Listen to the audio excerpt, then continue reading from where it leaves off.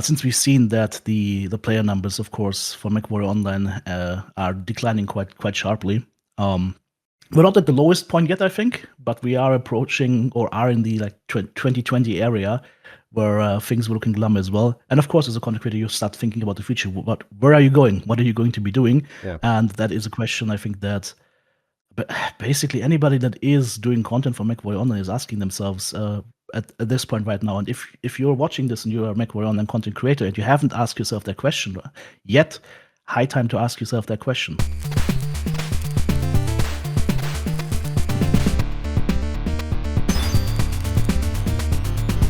Out with the old desk mat, in with the new. Make sure to head over to nogutznogalaxy.net for your wide selection of desk mats. Make sure to measure, as these are quite large and you can wash them in the washer and dryer. I have done this myself. This is 15.5 by 31 inches. So please measure your desk before you order. Also, 10% discount right now for any order over $20. Anyways, man, how you doing?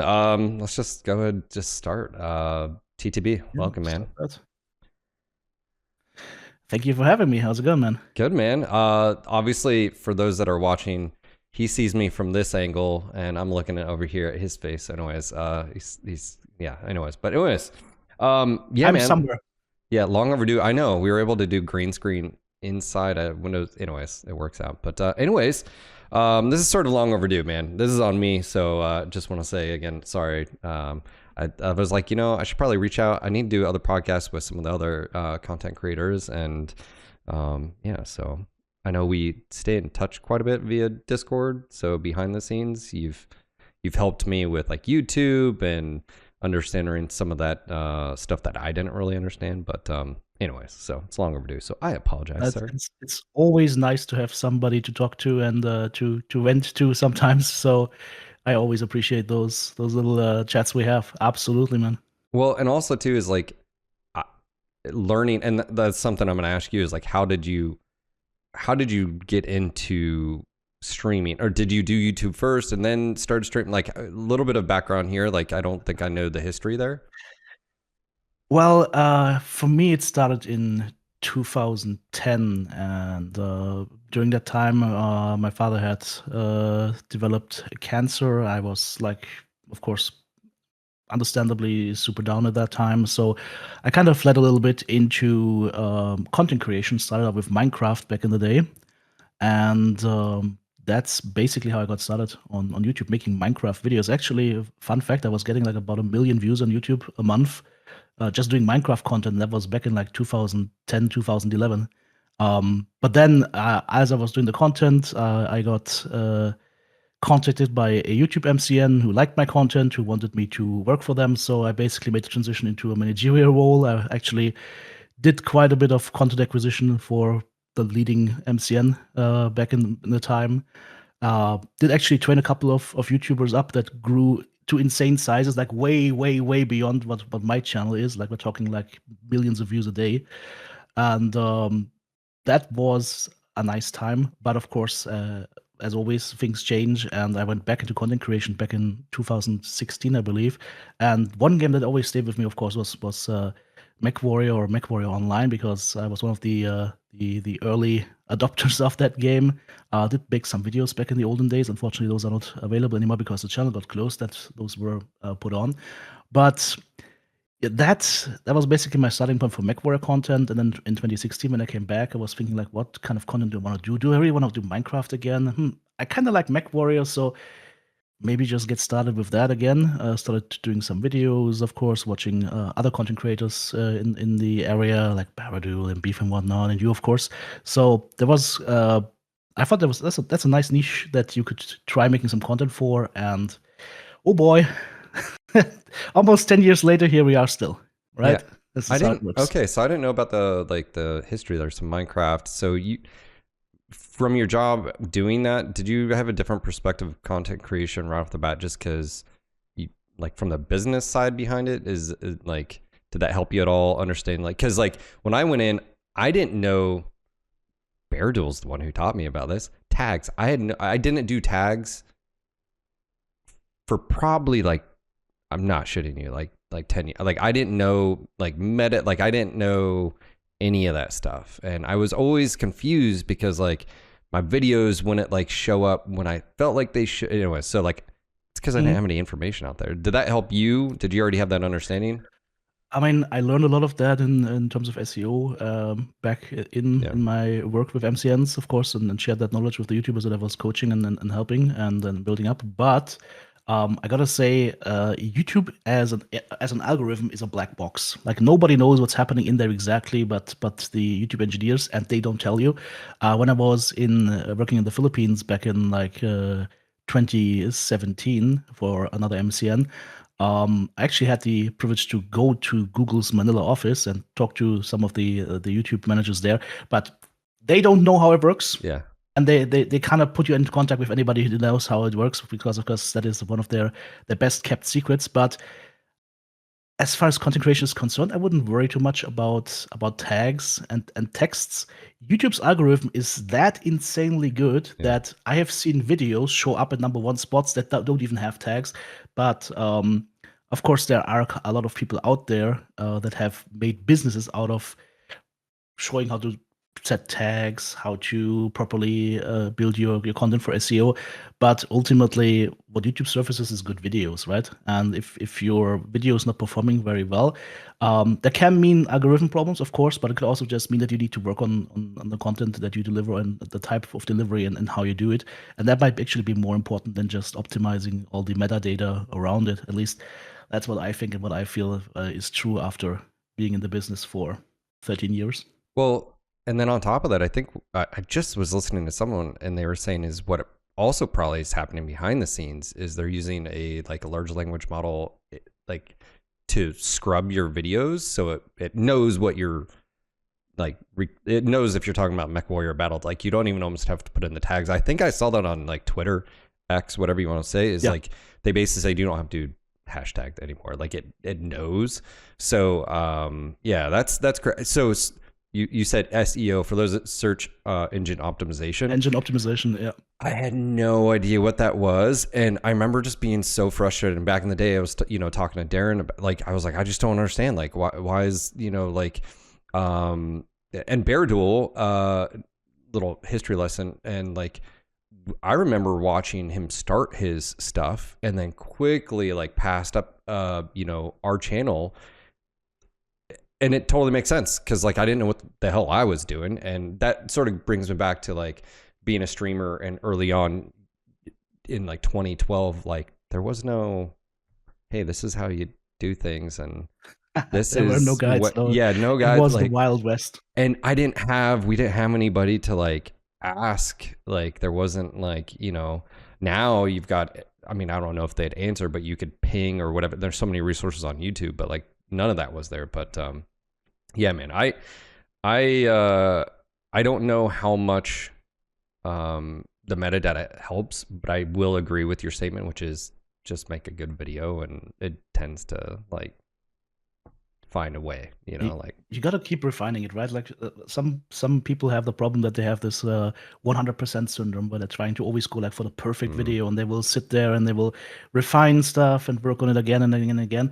And all of that is all nice, but that gets you one video a month yeah, if you have that kind of mentality. Whereas if you want to entertain people, if you want to get good content out there, you got to be willing to accept to start at, I don't know, 70% or so, and then gradually, as you're producing more videos, work your way up to a point where you say, okay, I'm 90% happy with that video, yeah, and it still needs to go out because the next day people want to see the next video, right? um I mean, at last year's point, I was, I believe, the only MechWarrior creator that did 2 daily videos on Mechwarrior Online. But it was getting to the point where that might be a little bit too much, yeah, right? At some point, there might be there's like an overdose, not necessarily for the people that are watching the videos, because I didn't see an overdose there in terms of like dropping views or whatnot. But I did see an overdose in myself, as in, hey, yeah, I'm making too much of that kind of content. And I mean, we've talked about this before, and I'm sure there's going to be a topic today. But since we've seen that the player numbers, of course, for Mechwarrior Online are declining quite sharply. We're not at the lowest point yet, I think, but we are approaching or are in the like 2020 area where things were looking glum as well. And of course, as a content creator, you start thinking about the future. Where are you going? What are you going to be doing? Yeah. And that is a question I think that basically anybody that is doing content for Mechwarrior Online is asking themselves at this point right now. And if you're watching this and you're a Mechwarrior Online content creator and you haven't asked yourself that question yet, high time to ask yourself that question.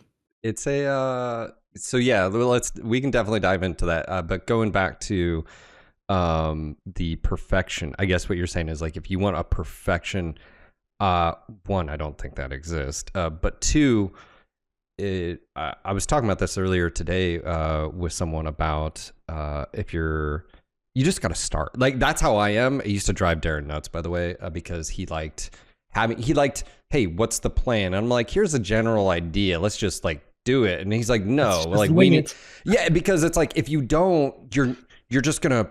Oh well, we got to have this and we have this, and that drove me nuts. We were complete opposites, which is in a way good. I think that helped, as far as that, because he would balance the sort of brash things that, because I just was like, hey, we just got to start somewhere.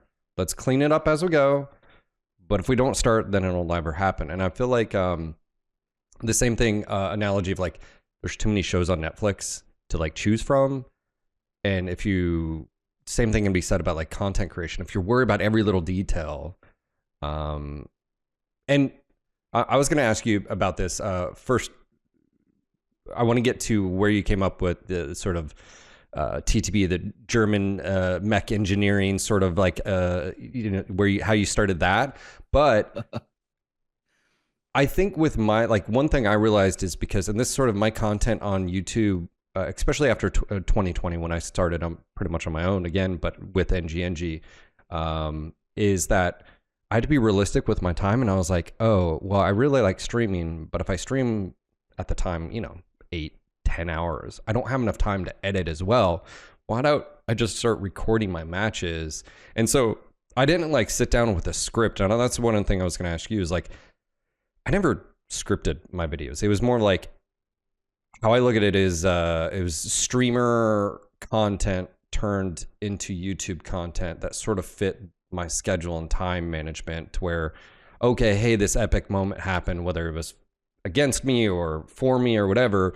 And then me and you talked a few years ago and you were like, hey, you should string multiple matches together, which you were right. That definitely helped. And so that's sort of like how I did my content. I didn't know if did you dabble in doing like script? Did you find that too difficult, or did you? I mean, I sort of do both. I have two regular pieces of content for Battletech that I run every day or almost every day, which is of course the stream highlights on the one part, which is just an unedited highlight from a match. So I take one match, I try to cut it into a portion where I skip the boring parts and just get right into the action up until the end score screen, right? That is a stream highlight for me. I don't think there needs to be any editing or any scripting there because it's already happened. And doing stream highlights like that has helped me a lot because that's just a great source of like regular content for people that don't have the time to watch all the live streams and don't want to see all the matches. They just want to see the best ones. And then for my other content format, which is German Engineering, for that, however I get to builds, whether it's recommendations from other players, whether I come up with the build, I just end up playing, trying it out for a little bit. If I get the feeling that this build is something that's useful, then I'm saying, okay, I'm going to do an episode on that. And then from there on, it's a format that's evolved over time. But I basically do that 100% free without a script. But I have done content with scripts. And I feel that if you're doing a content with a script, and one of my recent Battlefield 6 videos, for example, is an example for that, they feel a lot more consistent. The flow is a lot more, I want to say, organic. You have a clear start. You see where you're going with this. It's way more planned, and it's easier to follow, I feel. But that's kind of content that I also did the same thing, for example, for that Mechwarrior 5 video I did for PGI, for their own channel, for clans back then. But if you want to do this, you can do it. And it's a good experience, but it takes a lot more time. And if you're doing daily content, scripting daily content, aside from and investing a lot of time into the creation of that, plus, like you said, streaming for 6 hours plus, that's not going to work. I mean, you can do that if you're younger. I mean, but both you and me were not that young anymore. Nope.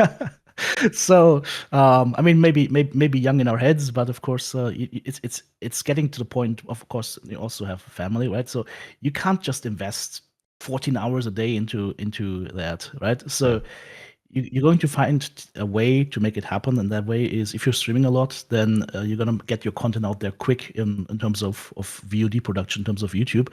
Otherwise, you're going to drive yourself crazy.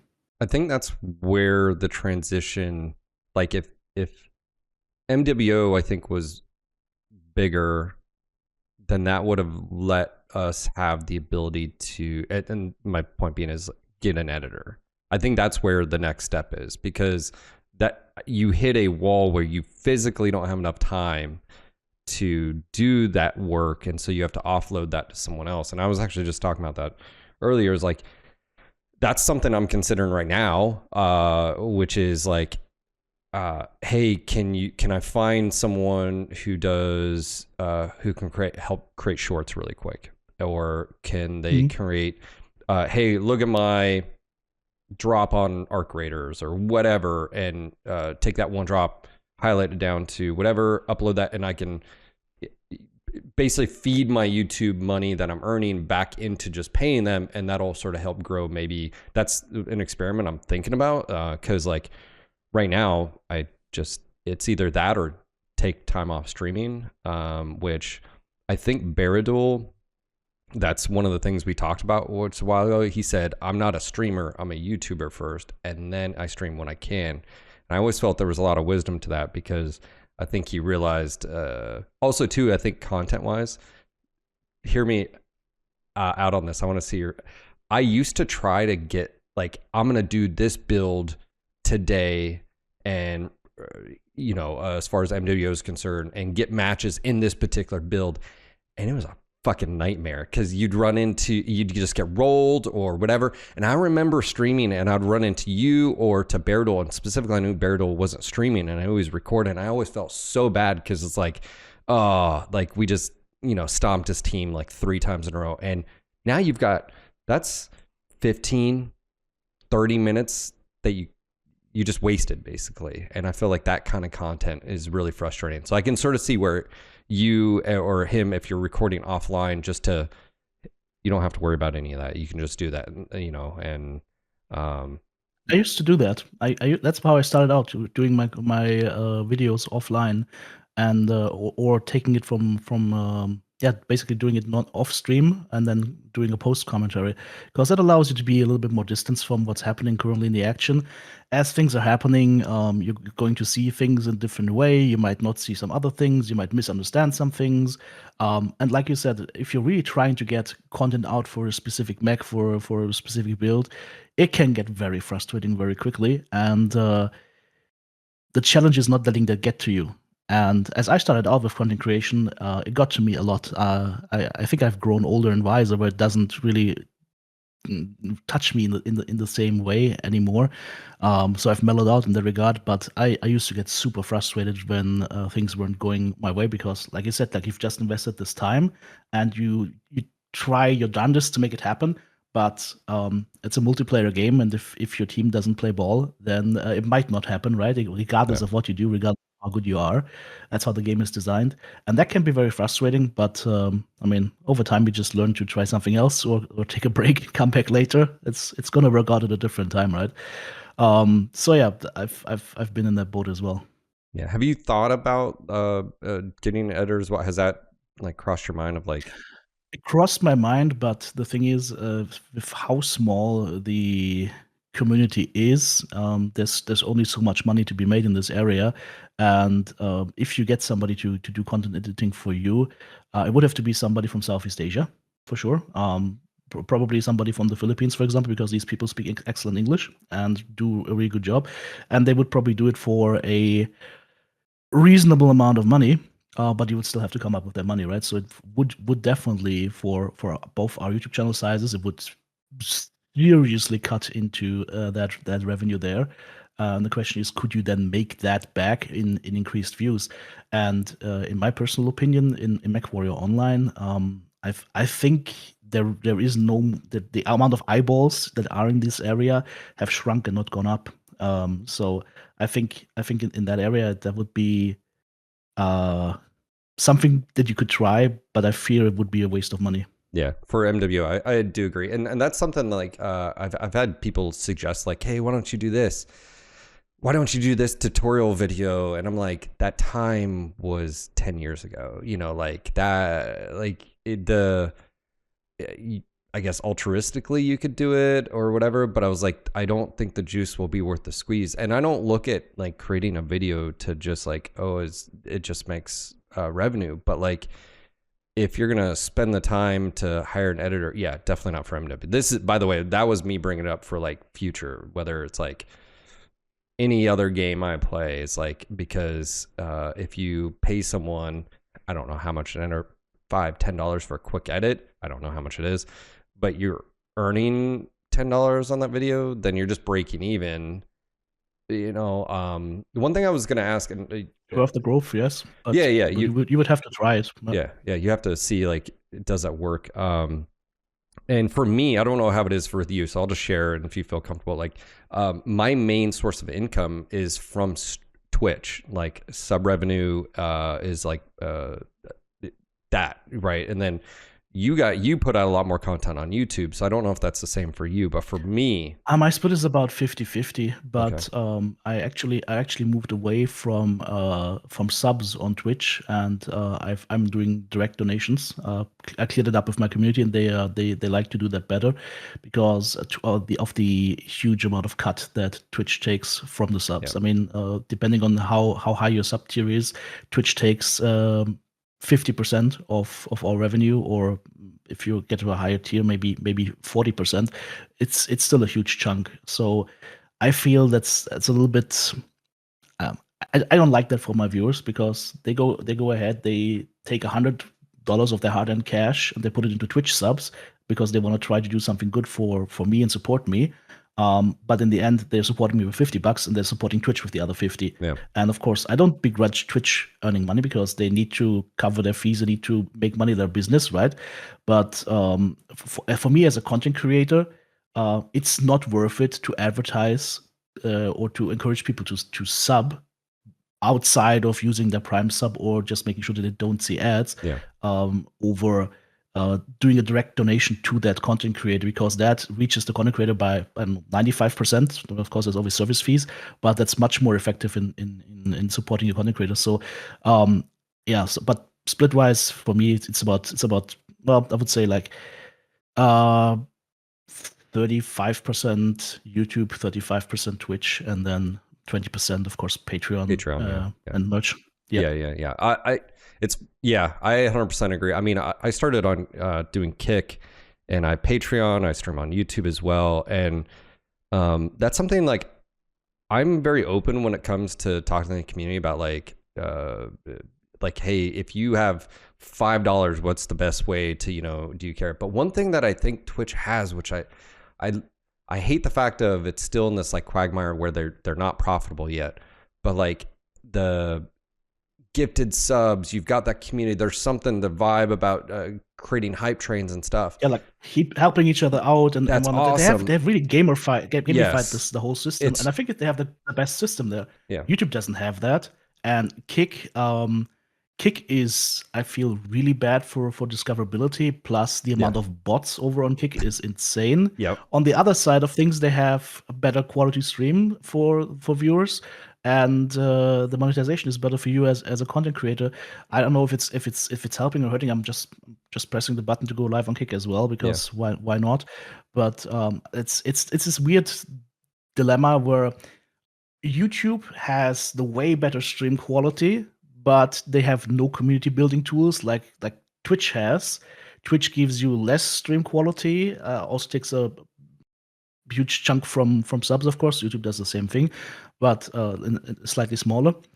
Um, but you have the community there. You've got the better streaming environment, and YouTube itself is not that used to streaming. Like yeah, even after YouTube Live being a thing for I don't know 7-8 years now, people go to YouTube to watch VODs. They don't go to YouTube to watch live streams. And I see that if I look at my view on accounts, like YouTube is always lower than Yeah. Twitch, even though the YouTube following is a lot bigger. And it's not necessarily because of the content that you do, because that plays a role as well. Like if you people are following you for Mechwarrior, but you end up playing other games, then only the people that really like you will watch that. Whereas the people that are just there for the MechWarrior content are just going to wait until MechWarrior content comes on again, right?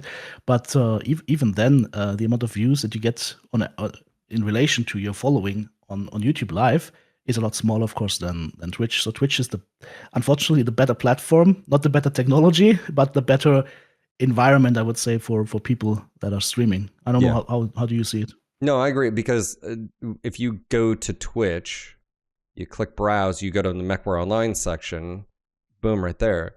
If I go to YouTube,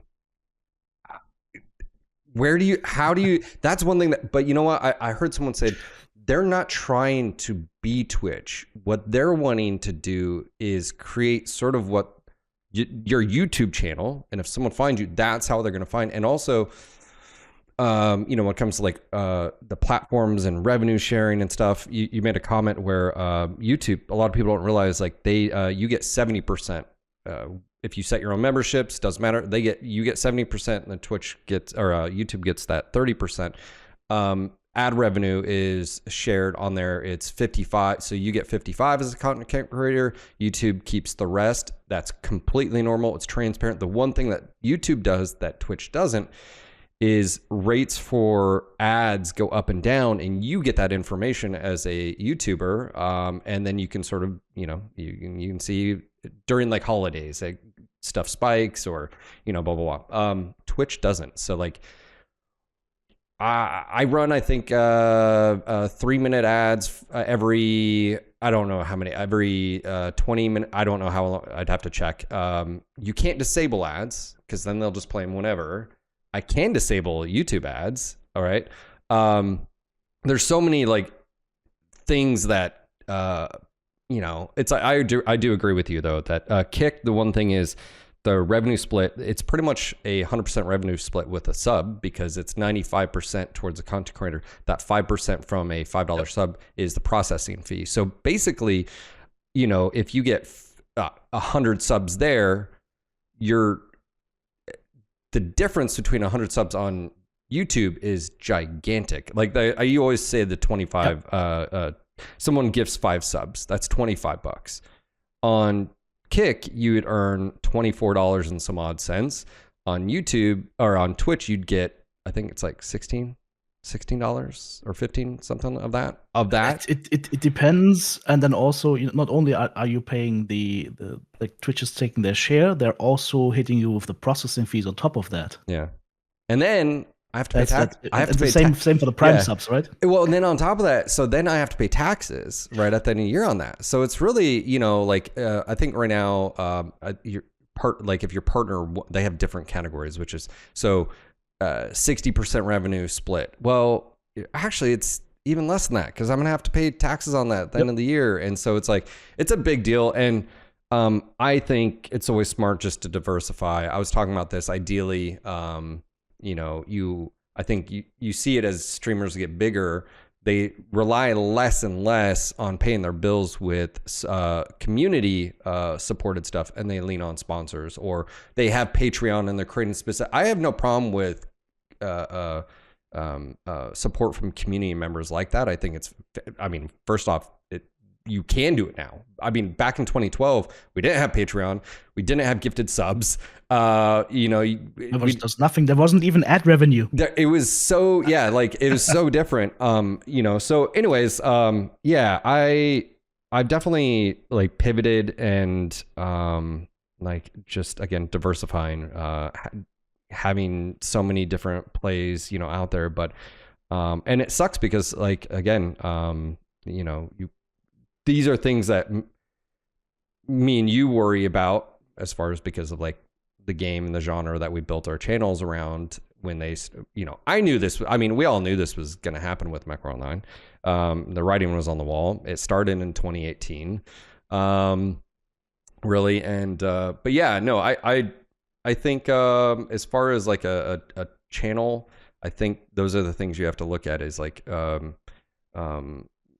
just the growth potential that you have with your game, and specifically Mechwarrior Online. I started.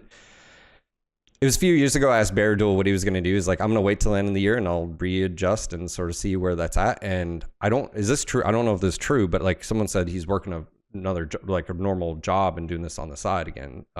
So I don't know if that's true. I think he has a background in web design, I think. And I would guess that he's working a normal job because I don't think he would be able to support his family just doing the MechWarrior content. I mean, maybe I'm wrong, of course, but that's what I would think. I think for him personally, and I haven't talked to him in a while. I just think that he found for himself that MechWarrior Online is not going to be the thing that he wants to do in the future because he also saw, of course, Yeah. the dwindling views, the dwindling player base, and so he just stopped making content for it. And I mean that is, I think that is the correct choice. But for me personally, the choice for me, or the way that I made the choice for myself, is that I'm going to phase it to a lower point. Not phase it out completely, but slowly start slowing down on that and focusing on other content. What I'm currently thinking about is whether I want that other content to then be on my main channel, or whether I want to create a specific separate channel for that and just keep my TTB channel just Battletech and MechWarrior focused and do nothing else on that channel. That is the question that I'm currently wrestling with because there's pros and cons on both sides. I've got a couple of friends that I can reach out to, or larger streamers. Fun fact: I used to work in the same company as with Deadly Slub, for example. It's a pretty big Twitch streamer in Escape from Tarkov, and so I want to get their feedback to see what the best move for me would be. But of course, if you're making a new channel, you're starting from scratch again. Aside from the few subs, of course, that will follow over and sub there because they want to see the rest of your content as well. You're there's pros and cons to all of it, right? And I want to make sure that I make the right decision there. But of course, the transition needs to happen. The good thing is, the good thing for us Battletech and MechWarrior content creators is that we're seeing more mech games being produced and more games being produced in the Battletech universe. I mean, I didn't know back in 2016 when I started that we would have a MechWarrior 5 Mercs or a MechWarrior 5 Clans.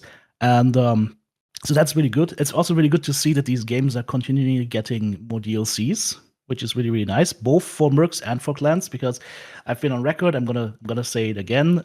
I prefer Clans to Mercs outside of the sandbox experience, of course, that Mercs has over Clans, but everything else in Clans, in my opinion, is better than Mercs. So I'm always happy to see Clans content. But I'm also happy that the Mercs guys get their content as well. So we have more options there to make content. People like to see that content. I mean, both of us did a new video on the latest announcement for the Wolves of Tukayid content piece or DLC coming out, right? And I think both of these videos did very well. So there is the community is still there. It's just not in MechWarrior Online. It's more split between MechWarrior 5 Mercs and between MechWarrior 5 Clans. I actually did a fun thing. I actually brought up the Steam charts for MWO, MechWarrior 5 Mercs, and Clans. So the lowest, unfortunately, I say, is Clans at about 120 average players last 30 days. MechWarrior Online is sitting at 360, which is about in the same numbers as like 2020 when numbers were down quite a bit before COVID hit and the game spiked up again.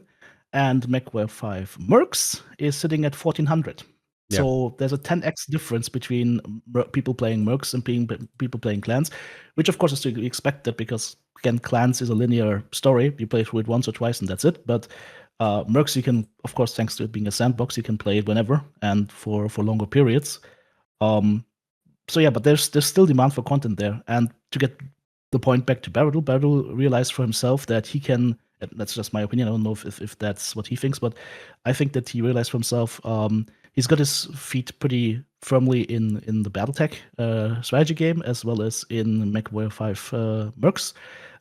People love watching that, and it's getting the same amount, if not more, views than MechWarrior Online, and so it was not hard for him to just say, okay, you know what, then I don't have to do MWO, right? Yeah. And that's where I feel like his channel really took off too. And like hindsight's always 2020, but like looking back, the one thing what was frustrating for me was I've had my criticisms of Mech 5 Mercs and Clans as well. And as a base game, if you look at it now versus all with the DLCs, it is a better product. But I've said this time and time again, like without mods, and even with mods, I feel like Mercs is it's wide as an ocean and as deep as a puddle. Like there's not depth. You're not doing missions. You're doing game modes. Like this is one of the things where I agree with you that it's awesome that we're seeing games, but I guess I'm controversial in saying I think there's a large portion of the community that will accept anything, even if that a little bit of, I wouldn't say subpar, but like they're so starved. Like the DLCs literally, I understand what you mean. they just like the enemies just run at you. There's no tactics. There's no strategy. There's no, you're being ambushed. There's no roadside bombs. There's there's nothing. There's no patrols. It's just the hatchet literally runs at you. That's where that's been my biggest critique. And then, Clans comes along, and I gave credit where it's due. Better cinematics. They improved their storytelling. That's not to say their storytelling is the next best thing to sliced bread, but they improved. But like gameplay didn't improve in Clans, in my opinion. Like it a lot of just funnel. It looked nicer, okay, but like, and that's sort of where I tend to push back is like, I think we've needed other studios in the Battletech IP, and that was great having HBS. And unfortunately, for those that don't know, they did pitch doing Battletech 2, but Paradox shut that down. And then they went Lamplighters, and then they went under, and that's all history, right? But yep, sad face. But that's to me, it's like, why is Mercs more successful? Or I should say, and there was just something posted earlier today that said I think it's the EG7 report. I haven't checked it, but it basically said is the Shadow of Kerensky did better than expected. And it's like, well, yeah, you gave people the toys they've been wanting since the very beginning. You gave the power, them the clans. Yeah, like, okay. but also you're now adding that at the end of DLC. The game, the whole package, even though I'm critical of it, is better than what it was when it launched. And so like, that's understandable. We're getting, Tukid, which again, I had a few people in my chat where we were like, or comments like, I hope they do this. And I'm like, where in the past have you, like, nothing dynamically has changed at PGI that I'm aware of as far as the other DLCs that would give you any inkling that the game is going to be magically this, amazing thing. And like I said, I think it's cool, but I don't know. I try not to be the Debbie Downer. How do I say this? There's being cynical and just being a douche, and then there's being White Knight. So there's Black Knight and White Knight, and I think both are bad for the thing. I had someone in my we just gotta be at a healthy middle, right? Yeah, but I mean, it's like it's okay to be critical of something. And I had someone literally in my Twitch chat a week ago that came in and basically said, "Well, why don't you focus on the positives?" And I'm like, and they basically were like super white knighting, and I was like, do you not realize like that's a problem, that what you're saying is a problem. Like if you can't be critical of something, like everything we were talking about was just like, and it would just make the experience better. If you can't voice that, then I don't know where that goes. But anyways, it's just one of those things. It doesn't go to good places, right? You gotta have healthy criticism. And I think, both of us have critiqued the games in similar fashion. We have specific parts of the games that we like. We have specific parts of games that we don't like, or that we feel need some work done. And the next DLC for Clans is, for me, I don't think it's gonna be necessarily like the best DLC ever. But what I've seen from PGI is a gradual improvement over time. They're still on the same road, that they have not reached the end of that road. But you see steady improvement in some key areas, and that's good to see. But I wouldn't expect this to be magically 10 times better than Clans or Ghost Bear Flashstorm, right? It's you gotta expect something down that line with refinement wherever they can put it, but keeping in mind that the limitations that they have with the team and budget, right? Yeah. So you gotta be realistic about it, and you gotta take the good with the bad.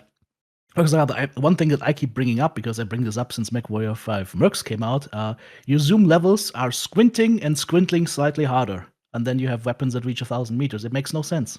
Yeah. Why? Yeah. Right? Things like that. And I wonder, like, why is this not tackled? Because modders have solved that already. Just get it in the game somehow. Yeah. I mean, they've shown that they actually have they are aware of this stuff, and they have taken some of the good stuff from the mods into the games. They're refining the mechanic. All of that, I think there is a what I'm saying is there's a clear progress there, but it's not stellar progress. It's good solid progress, but it's not stellar progress yet. And of course, we as the players, as the content creators, we would love to see stellar progress, but you got to be realistic, right? And I agree, it would be great if other companies would pick up the BattleTech IP. I just feel that BattleTech as an IP is in such a small niche now that most companies will look at that and be like, yeah, what, how much money could we make there? How many people are looking at this? No, pass. And then on top of that, you're going to have to deal with Microsoft. So they're going to take whatever cut. It's going to go to Game Pass. So you're going to lose that on that income. Oh, also, whatever you're losing there, Steam's going to take 30%. So, and the biggest distribution, platform in the world. So yeah, man, I've said this.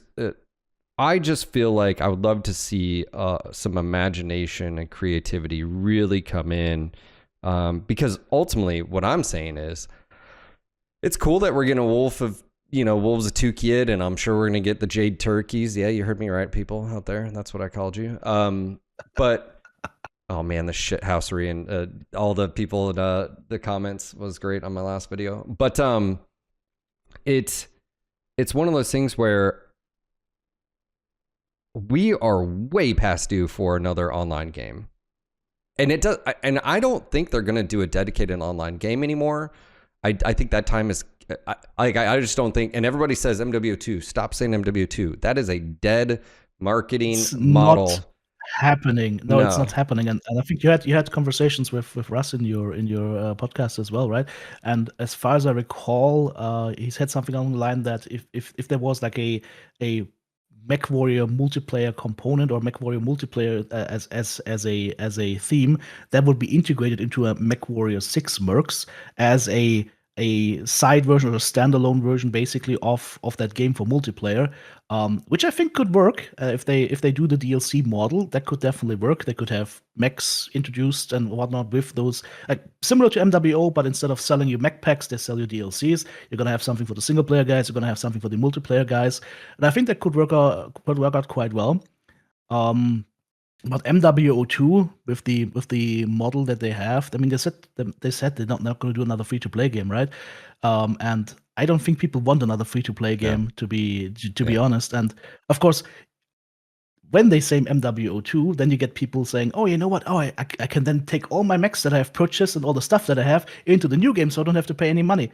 Okay, and who's paying the development fees then? Like, how is this? It's not going to work, right? It's not happening. Well, it may not even be the same game. What are you talking about? Like, yeah, I think what they're gonna do, and again, I don't have any friends at PGI anymore, so that happened this past year as well.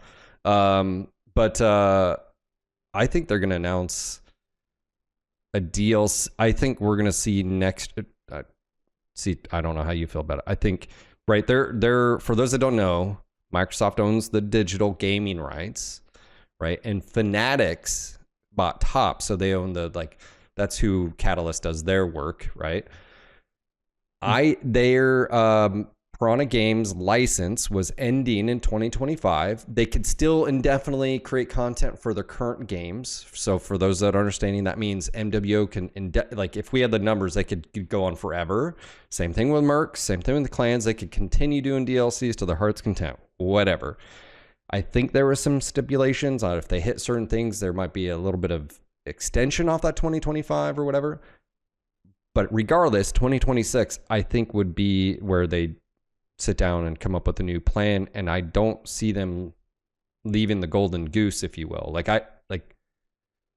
it'd be very risky for PGI to leave Mechwarrior, and I don't think EG7 wants that to happen either, because I don't think EG7 in the grand scheme of things has had the best of so my suspicion is we're going to see end of next year an announcement of whatever. I call it Mech 6, but I've been playing a lot of Arc Raiders.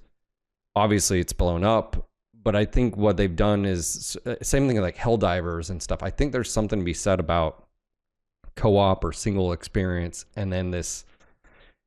Arc Raiders reminds me of EVE Online in the sense of the back of your head, you know you're safe, but are you really? There's always this there's always a chance you run into someone who wants your shit, right? And that's what, and you have to have that tension.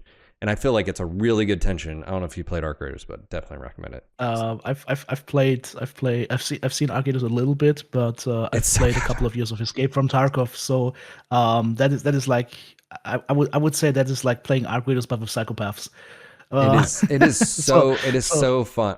If you've played that, yeah. You know what the issue I had with Tarkov is? I felt I was fighting the game more than it felt like a janky ass. The term mod. you're looking for is Slav jank, and it is a lifestyle. If you liked like the Stalker series, if you like the Metro series, that's Armor Reforged. I've seen some videos. I'm like, this is actually also very interesting. Battlefield 6 came out lately.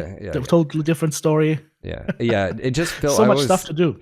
But regardless, like Mechwarrior Battletech, because how many times has someone been like, oh well, the IP or the game the deserves this, and I'm like, I think you're looking at it as a fan. Please look at it view as a business. Like it has to make money, and like, well, it would be really cool if we did there was a 4X game. How many 4X games are there out there that you like that you can name? So you're asking, like, it's just so risky, and the entertainment industry, not just gaming, but entertainment is so risk adverse. That's why you see all the same like movies, but a new one, like Gremlins 3 is being worked on. Getting remakes of remakes now. Yeah, yes. Like, and it's because if I say, hey, I've got $100 million, I want a return on that.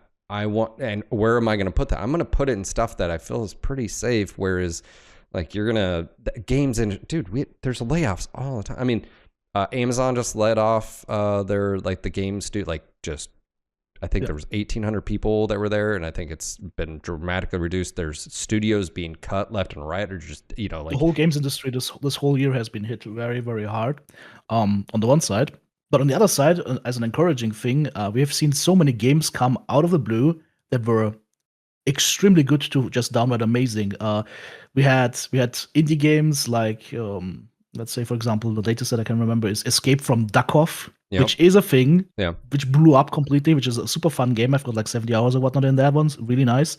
You've got smaller, like AA developers pumping out content games that are beating AAA. Yeah. Hollow Knight, you had Kingdom Come Deliverance 2, which was amazing. You had the I would say critically acclaimed Clair Obscur. That game, even if you're not French, after you've played this game, you're French.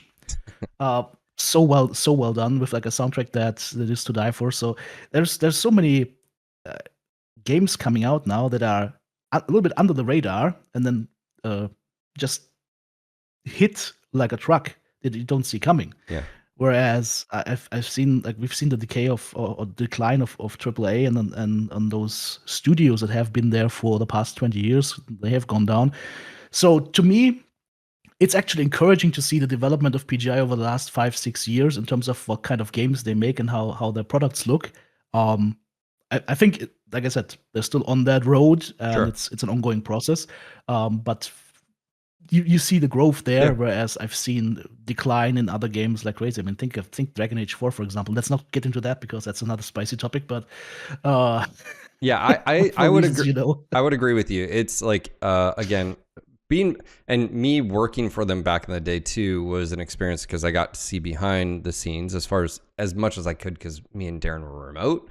But I will say that I think if you've been a detractor of PGI as far as Mechwarrior Online, like there was a lot of mistakes made where I think a lot of money was wasted. But I think if you looked at like, I don't think they would repeat that at those exact. Some of those people aren't. Most of the studios not even there. That was there. I mean, even look at Faction Play and how like it just was an abject failure in the grand scheme. That Brian Ekman, the guy who went up there, the co-owner of the company, he's no longer there. Like, so like those, like, you know, I think the question is, and this is the multi-million dollar question TTB would be, what does the player base want? Because Does the player base even know what they want? I think so. I've anytime I really think about it, I think mech combat, okay. But I think a lot of people are wanting a bigger scale combined arms. Like that's when I think of like what would be, you know, like Living Legends, Battlefield Mechwarrior. Battlefield Mechwarrior, and I sort of said now you could actually dropships come in. You've got the fight in the stratosphere or whatnot. Dropships come in, mechs get thrown out. You've got your vehicles, your tanks rolling off, your devastator, whatnot. Then you've got your hover tanks. You've got your infantry coming in and whatnot. That of course would be the dream, but sure. that you could do that if the game is called Battlefield, but not Mechwarrior. Well, but here's if you scaled that down to where, and I've sort of said is like imagine that, but the focus is you still playing as the Mechwarrior, and they're using it's like I don't know if you play Titanfall 1 online, but like the AI would like talk to you and like, sir, I need help over here. Oh, he's almost, you know, and so you felt like, and all that is just freaking audio scripting and like just this, you know, like feedback to the player and stuff, and so I always pictures like, man, if we had, and I was always like, man, this is like the best Battletech experience, like in just a different IP, like, but yeah, I think if I look at it, it's a combine arms, and you know, Matt Newman and Darren a while ago had stated, you know, they were looking at stuff like DMZ. Well, now you have Arc Raiders, which is a extraction style, just like DMZ is, but with a little bit of a twist. And you know, okay, so what is it? It's not a hardcore Tarkov and like hunt and you know all that, but like okay, but also it's blowing up. So why is it blowing up? And I just sort of look at like, is that the direction they would go? I don't think it's a problem leaning into Mechwarrior. I know Magic Panglove feels his way about Russ and making a statement where like, you know, like it's like, no, if you just make a good game, it doesn't matter your niche, as he says the memes go, like, because you know Russ said niche, and you know is the, and I understand what he's saying, but it's like, so yeah, I think they're gonna announce something next year. I mean, they would have to. The only hindrance I have now is I am not certain it'll have anything to do with online play. The only reason I say this is if Mercs has done so well to deserve 7+ DLCs, and they've learned clans and they've brought some of that learning over to Mercs now, why not just create a new Mercs, and then you don't have to worry about the stress and continued development of online play. And like, that is a concern I have. And I feel like, which would suck, because I feel like, again, then you don't have that I like that tension in games where, you know, there's a risk out there. It's not just easy mode, just, you know, which I know a lot of casual people like. I get it. But yeah, I don't know if you have any feelings on Mechwarrior future. Generally speaking, in terms of like casual versus non-casual, I think everybody that plays the game and pays the fee for the game deserves to play the game however they want to like, however they like. That's true for Mechwarrior Online. That's true for any BattleTech title. So of course, when we're giving feedback, we're just giving feedback from our point of view, from our bubble, right? So that's always different than what people might say to have a different point of view, or different time to play the games, different experience in the game, different skill level of the game. So I think we always have to be careful that we keep that in mind, that we're always speaking from our own point of view. And while we do have following, even in our following, there's going to be different points of view. Oh yeah. There are some people are going to love some stuff, some people are going to hate some stuff, and that's all fine, right? The opinions are all valid there because, like I said, you bought the ticket, you decide what you do with it. But I could see them doing a MechWarrior 6 Mercs with the sandbox mode because it's worked for them, with story mode that would then be told, for example, in DLC fashion, where they add more story or whatnot. Expand on the story or start new stories aside from the Mercs company traveling around, shooting stuff, looting stuff portion of the game. And I could also see that have multiplayer. I mean, they have the engine to do it. I don't think it would be that insanely difficult, but the question is, how do you make it happen properly? Because you would have to have something like a persistent server environment or something like that. Because if you just did like matchmaking, people queuing up to find matches, that could work, but it really depends on how they do it. I think if they already create the mech models, if they have the mech models, the weapons, the stats, everything's there. So the jump from that single player experience to a multiplayer experience is not that far. But it would still need fine tuning, of course. It would still need balancing. They would still have to create some specific maps for that, or maybe take inspiration from some of the better MWO maps and not Alpine Peaks. And I think that could work, but they would have to dedicate considerable resources to that, I think. Even though it sounds easy to do, one thing I've learned when I was working at a Berlin-based company was doing a League of Legends app. That was actually the most successful back in the day. Was basically giving people like the perfect build paths for the League of Legends match that they were playing at the moment, just tailor-made to the exact layout of the teams and whatnot. And back then, yeah, it really showed that you kind of always underestimate how much work things are, especially in a developer context, where you think, oh yeah, it's super easy, just add that little thing or that little thing, and the developer goes, yeah, okay, so I'm gonna have to work on this thing for 5 hours, this thing 5 hours, and this is gonna take 3 days of me running double shifts. So there's always this disconnect as a viewer of as a player of a game. You think, okay, just add this, it should be super easy, but it may not be as easy on the developer side of things. So that's what I'm saying. If they're doing a Mechwarrior 6 Mercs with a mix of clans and Mercs, which I think would be the best way to go for, and then also have a multiplayer component, they would have to invest considerable resources in that multiplayer component to try and make it as good as possible. Because what they can't have is another Mechwarrior Online like launch where they do something, but it's kind of mediocre and it just dwindles away over time very quickly. They would have to do something that's actually good, so that it keeps people around. And it would also have to have crossplay functionalities, right? I mean, Yep. we're talking the games on consoles as well. They would have to make that crossplay happen as well, because you want to involve the console players as well. Well, look at their FPS controller, which the only issue I have with the FPS controller is it just needs momentum. That's all. But I watched a video of Mech Assault. The mechs using the FPS controller is literally all a Mech Assault. Like I saw the Timberwolf running, and I'm like, you can do that with Mech 5. So like, new jump jet mechanics are happening, right? We saw that, which you could be. So again, vectoring. You know, I just feel like it's just right now. I think as a fan, not even as a content creator, just as a fan, I just like to know what the hell the future is. Like, what's going on? Like, you know, cool. Do they know the future? Like, or are they No, under I don't. like under stress right now? As in, hey, they're basically living DLC to DLC. That's what I don't know. I hope that's not the case.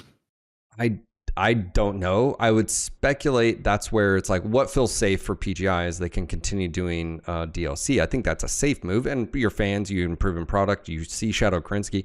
They could do another and add a bunch of new clan mechs. And dude, the amount of money they have made off of reusing assets is insane. Like the paint, like, can we get some new paint schemes, PGI, if you're listening to this? Can we get some, original mechs more than, I mean, like, every single time I'm like, hey, there's the lack of talking about Mechwarrior Online. It's like, that's why in my videos, I'm always like, hey, you know that online game that you never promote? Or, yeah, oh, you haven't heard about that? You should go check that out.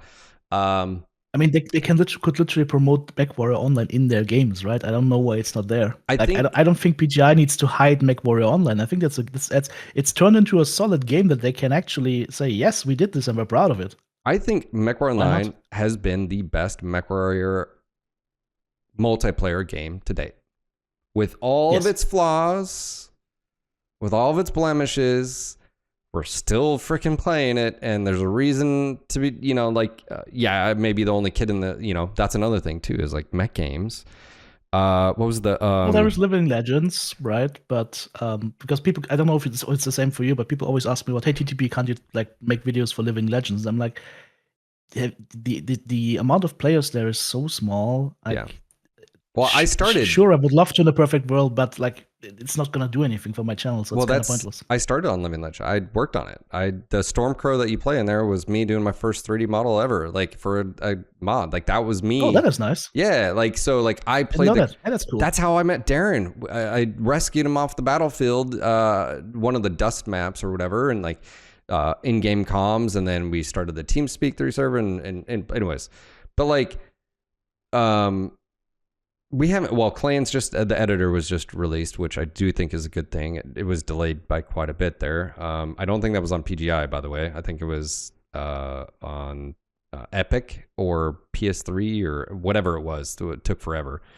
Not PlayStation. I guess they won't have mods anyway, so it must have been Epic. They have like different approval process where you have to jump to additional hoops, and that adds time like crazy. But yeah, no, I just feel like you have to look at like what's been successful. I mean, obviously the shooting the mech part, the mech combat has been successful, and I think a lot of people have enjoyed that gameplay loop. But like, I look at stuff like, hey, why this sudden drop off of half your population of your game or whatever. It's like, again, I think those are learning points. We can talk about it all day long, but like, I think like, of course, they would not like to repeat those. I didn't say they wouldn't repeat them, but I'm pretty sure Russ and Co wouldn't want to repeat some of those. But yeah, I don't know. I can't tell you for certain that we are going to get, and that really sucks. Like right now, I'd love to know like a 5-year plan. What's your 5-year plan? Like what's going on? And I don't know if they know that, and they may be doing DLC by DLC. I don't know how many employees they have now. I mean, with the layoff, Paul's gone. I don't know where he's working now. I mean, and he was a senior level. He was a senior, and I think one of the co-owners. I think that may be incorrect. So like, so obviously he may have been bought out of his shares when EG7, and but maybe he wanted to move on. I don't know. Maybe he opted to move on. I don't know. And then Darren and a bunch of people got let go. So I don't know, and that sucks. We're already sort of like a small segment of the internet, and I think that's where a lot of people are concerned, because if they go away, as the development cycle goes, right, you ramp up your team. Like you start with a core team, and then as more and more needs arise, you then start building up your team and ramping up, and afterwards it always gets shrunk down. That's kind of the unfortunate truth of game development. So, but of course, for PGI, it was a little bit harsher than that because of what happened with Clans and the sales numbers there, right? Well, and that's my point, is people are like, oh, that's normal bloat, and 100%, yeah, it happens everywhere, right? The issue was the reason why it happened is on their quarterly report, EG7 basically stated like Clans didn't do so well. One, it didn't land on it was supposed to land in like September, and then it got pushed to October. So I think that messed up their numbers. Then I'm assuming that overall the sales didn't. So, and then the first DLC, that's where I got in hot water, was like pointing out like, hey, this shouldn't be like, why are you charging 20? Like, what is this? And for those that don't know, they were trying to, it was really offensive to me because I know a lot of those people, and and it's like, well, you're just being over dramatic. I'm like, go look at the Steam reviews. What do you like? It's not just me. Like, what do you like? you shouldn't be charging $20 for a few mechs and a game mode, which by the way isn't a single player linear game that doesn't help you progress. Like, what is this? Like, it felt, I never asked you like how you felt, but like it felt. I did a video about that. We had different takes on that back then. I felt that like again they did extra content for the game. I felt that they could charge for this at the time that I think the price tag was a little bit too high.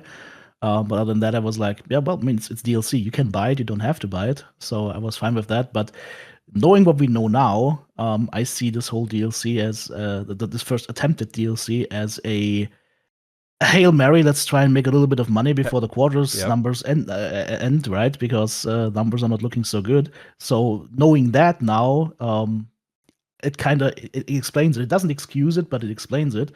And I don't think that was so Russ. that was very unfortunate. I don't think that was Russ. Whoever it was, Yeah. we will never know, right? Yeah. But it was very unfortunate for PGI because they lost a lot of goodwill that they earned with delivering solid content and solid games, with things like that. And I just hope that that doesn't get repeated. And I don't think it will, though, because that's an experience that you make once as a game developer and then hopefully never again. But yeah, that was a rough one. But I mean, I could understand your point of view. I didn't share it. I share part of it, but Sure.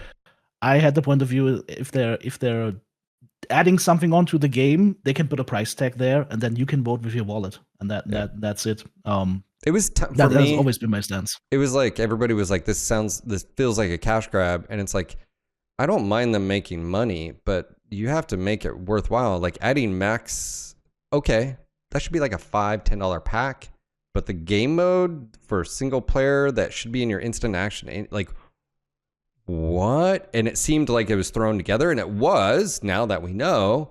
Yeah. And now we know also that they were in financial, like it didn't do so well. So this, and it's like, yeah, I called a spade, and then I was the villain. And yeah, me and we had a falling out, if you will. But I mean, since then, Matt Newman and Tios and stuff, I mean, we've interacted, with the content creators, which has been fine. But like, I also want to give you a shout out. I don't know if you reached out to me because there was a third party that was helping with the content creator for Mechwarrior, that Discord, which is still private. I don't agree with that, by the way. It shouldn't be a private Discord.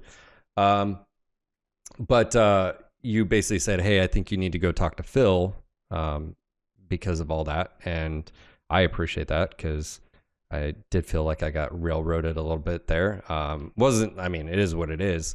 But I had a phone Ruining my call. bad reputation, Phil.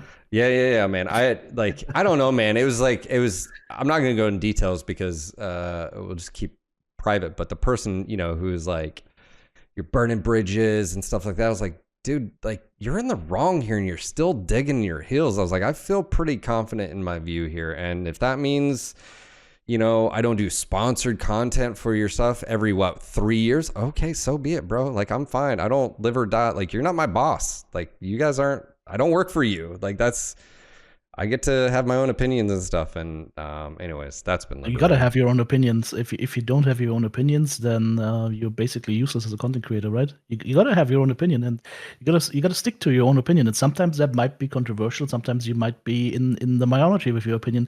That's okay. Like you feel how you feel, right? You come to your conclusions, and based on what other information gets available, and what other people say and whatnot, you might change your opinion or you might keep it, and that's fine. And I have the opinion that you can disagree on aspects and still be friends.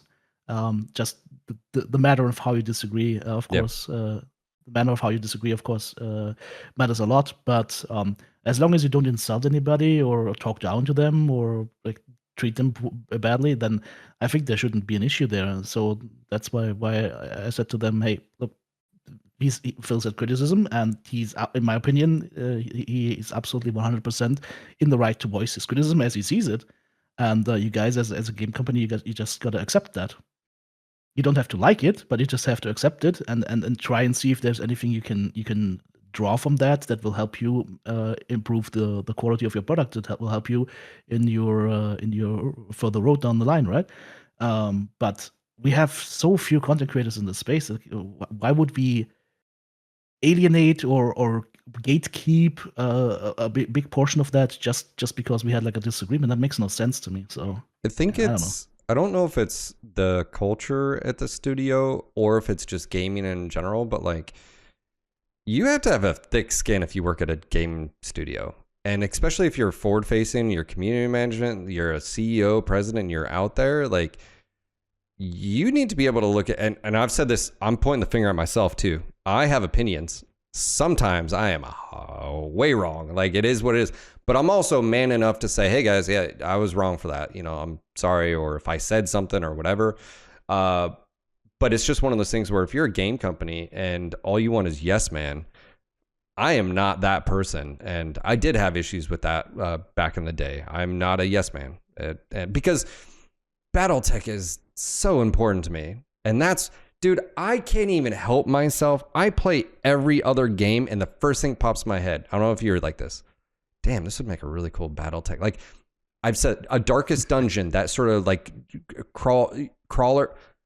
Imagine a Battletech one like that, where you have an Atlas as a tank and, you know, like a, you know what I'm saying? Like a, dude, it would be so fucking cool. So when I'm playing games like that, Battletech RPG. Yeah, when I'm playing Arc Raiders, I'm thinking, oh man, just like, you know, and Battlefield. Play StarCraft 2 and build one Thor. There you go. You're playing Battletech. I'm in a tank in Battlefield 6, and I'm just thinking, like, it'd be really cool to fuck some mechs up over here, and you know, blah blah blah. They used to have tanks in I know mechs in Battlefield, right? In 2142, that was pretty nice. Yeah. That used to have mechs. So that was 10 years ago. So yeah. So for me, it's more than a job. It's like, because this weird relationship sometimes between studios and like their fans, or like fans of the IP they're working on. It's like, hey, cool, I get it. You think you're friends, but guess what? You're not. They're a company, and one day they're going to be gone. Like, so it's like whatever good or bad they done will be left in the wake. And so it's just one of those things where it's like, just they're there to, and this is one of the issue I have with free to play. I think free to play has created a horrible precedent moving forward. And I think the games industry is feeling that, where it's there to extract as much money out of you as possible. And by the way, MWO was built on that because it's a World of Tanks clone. That's why there's terms like whales, and that's why you can spend thousands upon thousands of dollars. I get it. You like it. And from a return on investment, you can make all the arguments you want. But at the end of the day, they're a business. And the business is to make money. And so long as they're making a good game, I guess, you know, it's fine, you know. But like, again, I don't know how you feel. I don't know if you've talked to your community. I don't know, but like, I do feel that so many Battletech fans are starved for content and are afraid of it going away, that they will accept mediocrity to some extent. And I don't know if that's fair to PGI to say that, because it could just be a budget thing. They just don't have the budget. They don't have the time. They don't have the personnel because of budget to be able to pull some of that stuff off. But like, dude, you've reused animations in 3 different products and they're janky and they're just ugly. You're reusing, camo patterns in 3 different games now. Like there's like, you're reselling stuff to us.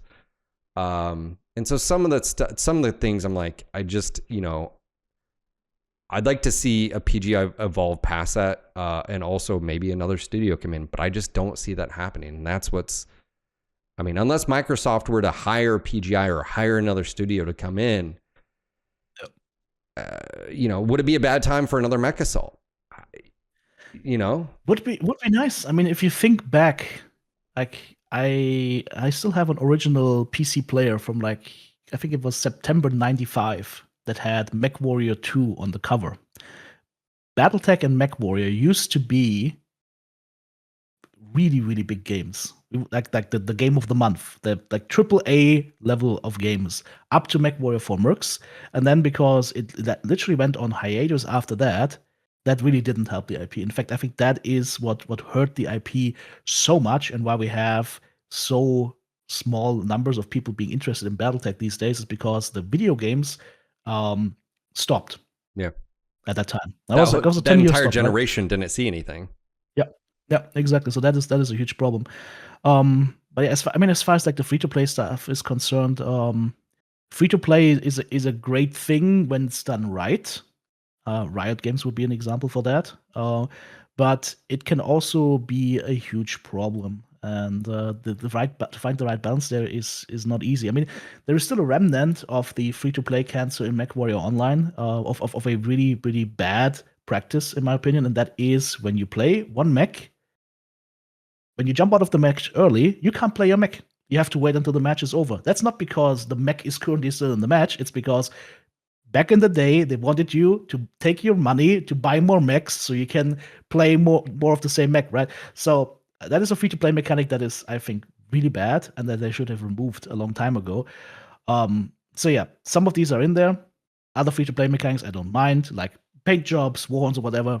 That's cool stuff. Have it in there. I'm happy that you're earning money from that. If it's cool, if I'm having fun with it, I'm willing to shell some money your way. That's okay. But yeah, I think the games industry as a whole, free to play is. I think they have realized it now that free to play itself is not going to be the be all end all of all things. Um, yes, you have a bigger audience at the beginning, but if that audience then doesn't convert, then what do you do, right?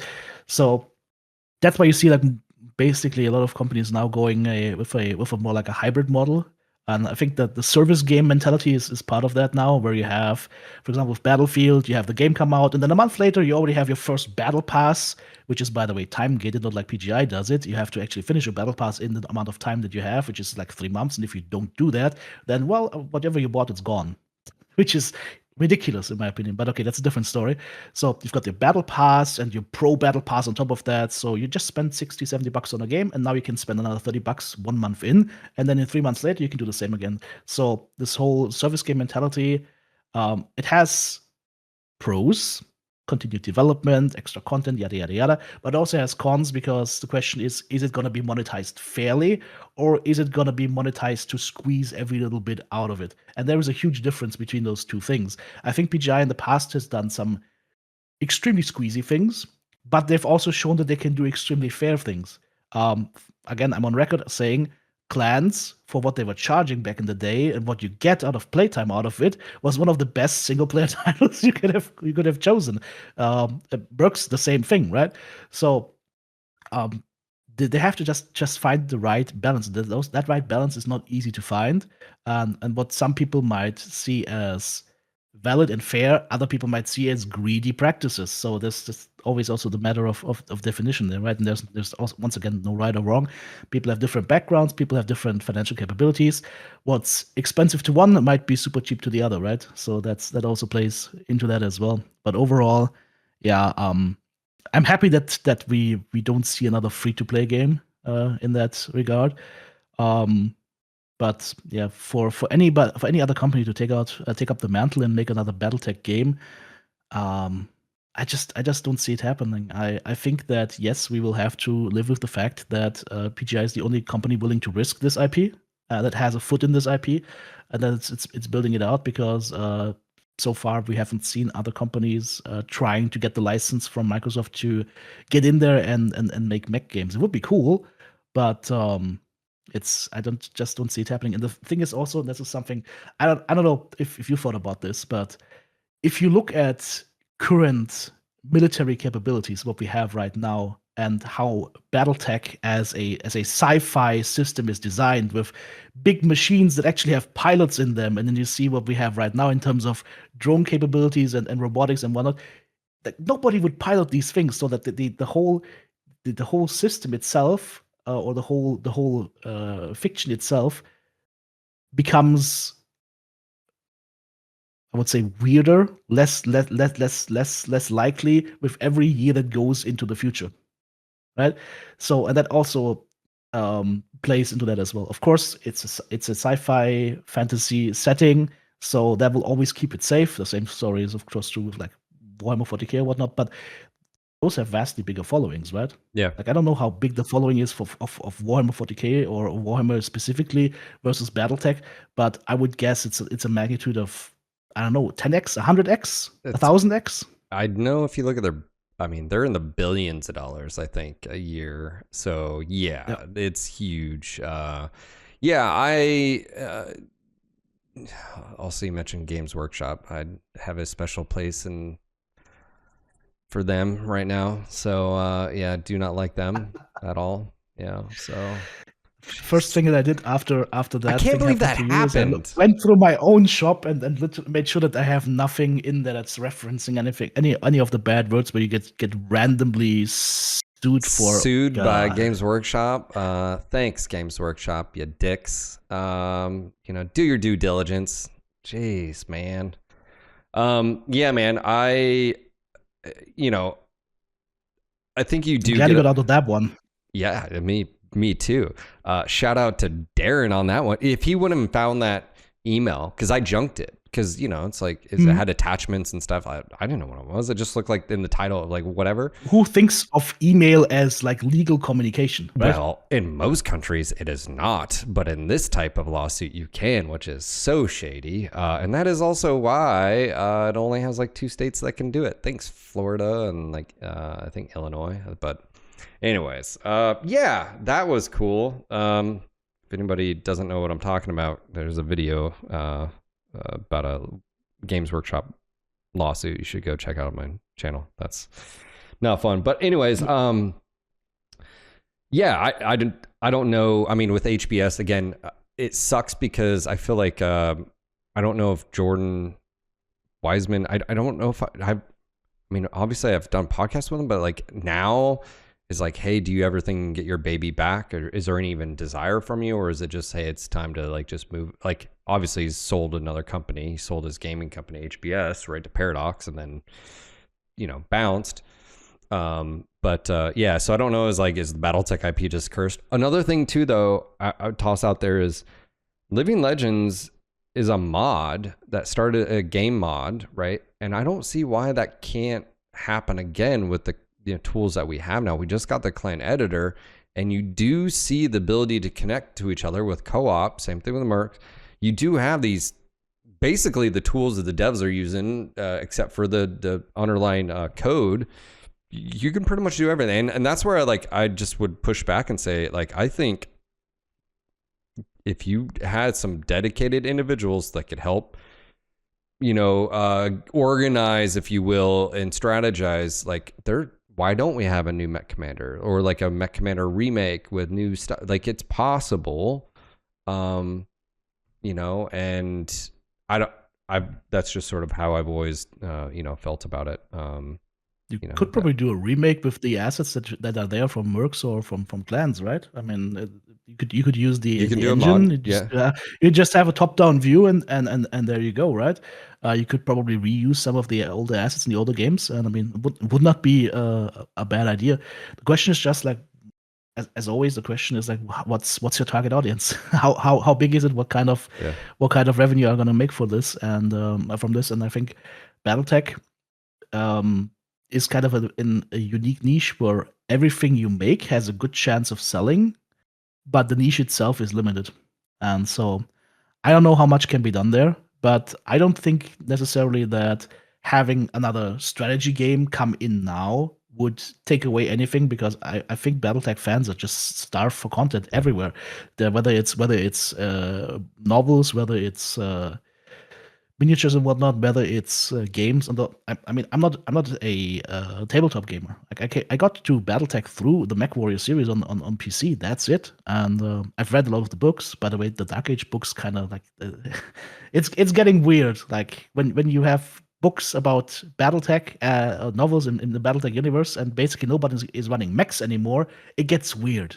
It gets really weird. Like Yeah. this is like side story, but yeah, I've started reading those, and the whole Dark Age is extremely strange to me, especially from a business point of view. Like you're making, you have a game where you're trying to sell the idea of giant stompy robots, and now you're building a side of that universe where there are very few, if not any, giant stompy robots. Yeah, it was a weird time being a fan too back then. I think because like now hindsight, what they were trying to do. Well, one, it was it was like different whiz kids and all these other people think they have these ideas, and I do get what they were trying to do. The idea of like, do we just rehash the same shit we just went over with? Obviously, they've now moved past with the ill clan and all that, and they figured out, and the writers are, but like, it was just too foreign. It was too extreme. I mean, just the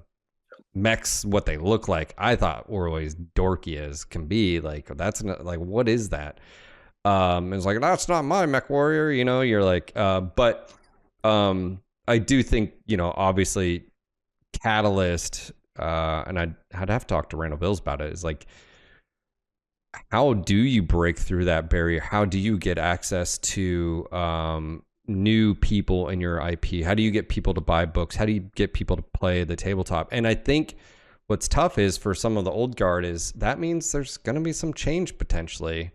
And I mean, there's new rules going on right now with the tabletop that they're experimenting with, and I've seen some dialogue back and forth, and it's just like, so obviously some people aren't going to like change, but also the fact of like, how do you get someone to discover your IP or your game and fall in love with it? And some of us, I mean, I've been around it since I was 12 years old, so some of us like have a real like connection with it. I don't know, and that's of course the question that Russ would have to look at, for a new game, like what would that be? And, do you make huge adjustments and changes? Do you take a big risk, and what would that risk be, and so forth? And also another thing too, with multiplayers, they could do something, where you let the community host their own servers. Like you have an API, like you could do that too. And that way it's like, hey, we're going to focus on the, PV and co-op experience, and you guys do what you want, like go for it. The one thing right now is 24/7 mining collective. Here we go. Just yeah. The one thing we just don't know is what are they thinking? Last time we did a podcast, I did a podcast with them. I have reached out, I think, in between now and then, and he basically was like, hey, I can't really talk anyways until the DLC, which was this past one, comes out.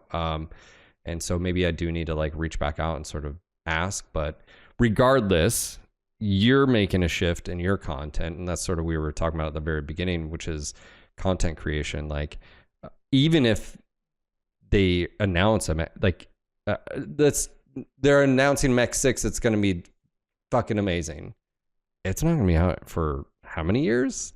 Like, so like you're making some changes. I saw your video when you posted it, and I was like, it was so weird because I was feeling, I guess the term would be burnout, but like also from the content, like it's just like the same thing over and over, the same names and the same matches over and over, like and it's like there's no new builds, like that. To me, in my opinion, that it's there's nothing new. Like you have to play a certain way if you actually want to have fun in the game. Yeah. For example, people keep asking me, "Oh, do more LRM builds," and I'm like, I can do LRM builds. The problem is the guys I'm playing against will destroy you if you have weapons there where you literally have to watch paint dry to use them. Yes, you can play those, but to me, or in the area where I'm playing those, it wouldn't be fun. It wouldn't work very well. It wouldn't be fun for me to play and for the viewers to watch, right? So there's limitations there. And I mean, I highly respect BGI, by the way, for the fact that we're still getting new content in the game, and we're getting some new toys, of course, in a very limited fashion, but it's still happening. Not sure how I feel about the Arrow 4 coming. I don't think we need more skill weapons. Well, but, maybe you can pay $20 for it, and because I still, that's one thing I still don't like. You want to use the railgun? You got to pay for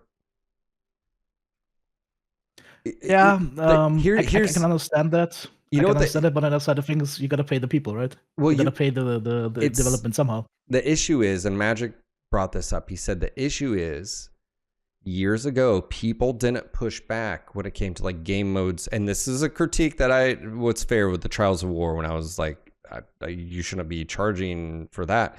Is he basically said you're okay with it in some of the other DLCs, but not like, so they're getting these mixed messages. So they come to this new DLC and they think they're fine. You know, it's okay to, what about having a supercharger on a mech? It's okay that the Kasai gets that, you know, but yet you can't put on any other. It's like, yeah, but pull and trigger, all weapons have always been something like I have to buy a mech to use a weapon, which by the way is broke as shit, you know, like, and adds more to the pinpoint long range, you know, stuff. And it's like, yeah, someone said this to me and it makes totally sense. It's like, your really good players are going to be able to exploit to the upteenth. And so that, you know, if there's already a skill gap there, now you throw in another pinpoint weapon where they don't even have to be, it just creates this. And then we got the soup queue and groups, and the pool is shrinking, the pond is drying up, and people also have warped visions of the skill tier, or the mech tiers as the skill tiers as well, right? People think, oh yeah, tier 5 is Pepegas and tier 1 is the good players. No, in tier 1 there is even inside tier 1 there is a huge rift in between players, because there are tier 1 players that will eat other tier 1 players for breakfast. Yeah. Like it's what I've learned doing a year of comp in 24. I played with a couple of really experienced guys. I got to spend some time with some of the current world champions like Stimrock, Basalt, and whatnot, G-Ram. So all of these guys have such a deep understanding of the game, and when you're learning from them, when you're playing with them, the rift in between a normal MWO player, even if they're in tier 1, and the actual like 99th percentile of players is huge. And by the way, that's one of the ways to enjoy the game right now. In soup queue, drop with friends, because otherwise you're gonna go crazy. Yeah. I dropped was it a week and a half ago, and we ran against the same group like over and over, and we were just trying to just play casually, and it was like, I haven't missed this. It's not enjoyable. It's not fun, and I was just like, yeah, it's and then your video, when I saw it, I was like, and I'm feeling a lot the same way. And yeah, so I think a lot of content creators are feeling the same thing right now. And I mean, again, the thing is, I don't blame PGI so much on this one, because the community is shrinking. We have less and less people playing the game. They're trying to keep it alive somehow with a super small team. Okay, well, do I like SubQ? No. But would I like having no MWO? I would like that even less. So I'll take SubQ. I'll take the open floodgates over not having the game. Which brings us back to the original point that you had, where it's like, do we accept just everything right now for fear of having nothing at all? Is having something that is okay, or maybe even mediocre, better than having nothing at all? You could argue for both sides. Yeah, I don't know. I don't know. I'm not sure on this one. I'm also you mentioned the railgun being hidden behind a paywall. I haven't really thought about this as much, but I think you make a valid argument there that maybe it shouldn't be hidden behind a paywall, but they would have to then at least create a couple of other mechs that could carry their weapon system, like something 100%. Like the Marauder 2 or something could come to mind, where you could equip that, and at that point it would be fair. I mean, the Void Killer right now should be the #1 mech in the game because of what it can put out, and they can keep nerfing it. The way the railgun is designed, it's still gonna be on the top end of things. Yeah. Well, Naveed, that's just it. Naveed had said that he was sort of trying to argue that there should be a C-bill of a different mech. That's fine, but he was making the point you can't make it customizable, which I'm fine for. It's just there should have been and should be a C-bill version of stuff. So now, yeah, I don't know if we're going to get an Arrow 4 that's locked behind a paywall, but the precedent's been set. So I wouldn't be surprised with that. And I don't know, man. I just, it's tough because, you know, everybody gets frustrated and you start pointing fingers and blame. And at the end of the day, it's just, it's because the pool is shrinking, and I think we're just so ready for something new and to be excited for. I mean, people are always like, well, how do you bring people back? You announce a new title, you announce something new.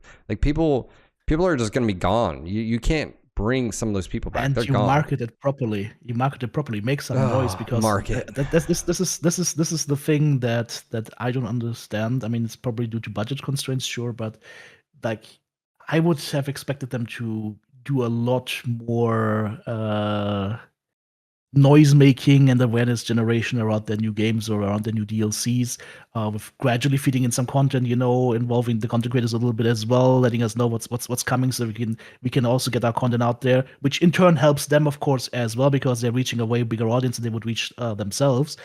And that's just not happening. I think that's something where they've always dropped the ball a little bit. I was so happy with Darren actually being able to work with us MWO content creators, because I don't know if we even play a role in their marketing strategy anymore. But then again, I don't see much of a marketing strategy, because I don't see, frankly, much marketing right now, which I hope is going to change, because you gotta cut through the clutter somehow. And even if you have a pretty good game, if nobody knows about it, you've got a problem, right? Yeah, I think marketing, I've talked a lot about this. I think marketing's changed since 2020. Like YouTube has changed everything. I mean, obviously you have content influencers, us, we're two of them sitting here talking to each other.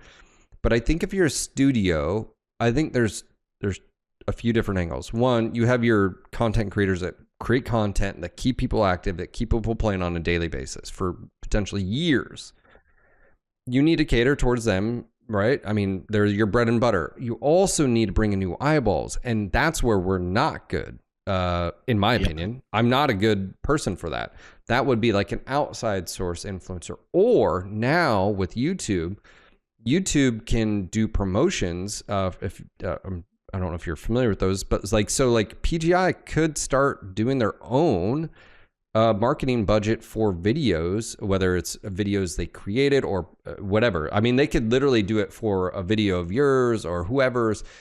But I think that's where, because when we talk about marketing, we're thinking of old school marketing. And I remember talking about this. It's like throwing, you don't actually know if there's a return on your investment. Like that search engine optimization, you can track analytics of keywords, you can track if someone clicks that link, right? If we do a sponsor, you get a link, even though the content creator, you get a link, you can see how many times clicked or someone purchased. But like, you don't really know, like, hey, we're going to spend You don't get the full picture. yeah, we're going to spend $100,000. Are we getting that in back and more? You don't really know. Whereas if what you're wanting to do is you're wanting to target demographics, they could utilize, I think, YouTube's promotion thing for behind the scenes of saying, please show this trailer or this gameplay footage to new eyeballs. To we're more concerned with views. We're not subscribers, because we're just we want to get it out there. I think YouTube is huge. I think content creators, it's just so freaking expensive. Like, if you're gonna get Co-Carnage to play your game sponsored, the amount of money, like that's So that's where all the budget went into. dude, it was so bullshit, because like, I'm gonna rant here and you'll understand this. So when was it clan? Was it base clans, or was that the Ghost Bear? That was Ghost Bear, right? Carnage, I think, was Ghost Bear. Yeah. So the third party that we knew, the community manager from a different developer who was helping set up the community creator content, blah, blah, blah. He was like, sorry, we don't have any sponsorships. And then he's like, but just to let you know, there is already one that's set up. I'm like, well, there's your fucking budget there, dude. Like right there. And I think that's fair. Like I'm not, it is what it is. I know my place. I know I'm not like, but my issue has always been, and this is where back when me and Darren worked for PGI, we made such an effort to be like, look, last MechCon, we had so many streamers who, yes, would be considered a small streamer, that were flown out, put up. Why? Because those are your daily interaction. We felt it was so important to have those individuals. Can you put a price on it? It's super hard to, I get it. Some people would say, hey, that's a waste of money. Some people would say, where's show me the ROI? And it's something like, where the ROI is really hard to measure. Yeah. And it's like, but if you don't do it, you will see it in your numbers. Yeah. They're going to go down. Yeah. So anyways, it's just one of those things where it's such an expensive thing to do. I think it's very difficult to have organic, other than you just create a really good game and all of a sudden people start creating content for it, and then it it's automatically going to blow up, just because the YouTube wants to share, like, hey, this is really popping off, we want to share it to more people, okay, you know, blah blah blah. That's why, like, you know, it's so important for like community, like that's where like having a channel, the bigger your channel, or the more at least initial splash you have to get eyeballs. You know, if you have 1,000 subscribers on YouTube versus 100,000, that person who releases 100,000 is going to get a lot more just eyeballs automatically on the content. That's why so many of us are like, hey, you know, subscribe, please click that subscribe. People, like, if you have never heard that explanation of why they're trying to do that, is because that means automatically you're going to see my video on your feed. Whereas if you don't, and you haven't watched one of my videos in a while, and you've searched other things like kittens and puppies and whatever, you're not going to see potentially my video. And so and then the like, hey, can you like, it's free to easy to do. What people don't realize is that is telling YouTube, this is a good video, send it to other people. That's what it's doing. And so, like, yeah. Dislike button as well, by the way. The dislike button does the same thing. Anything that people like, the algorithm is trained to showcase stuff that you might want to see, right? And that could also be something that's controversial. I mean, let's not get into that argument, but the whole story about social media these days, and YouTube is a part of social media, is that the algorithms are designed to show you stuff that you want to engage with. That might be things that are not what you should be seeing, but it's going to show you the stuff that will get you excited, angry, riled up, whatever.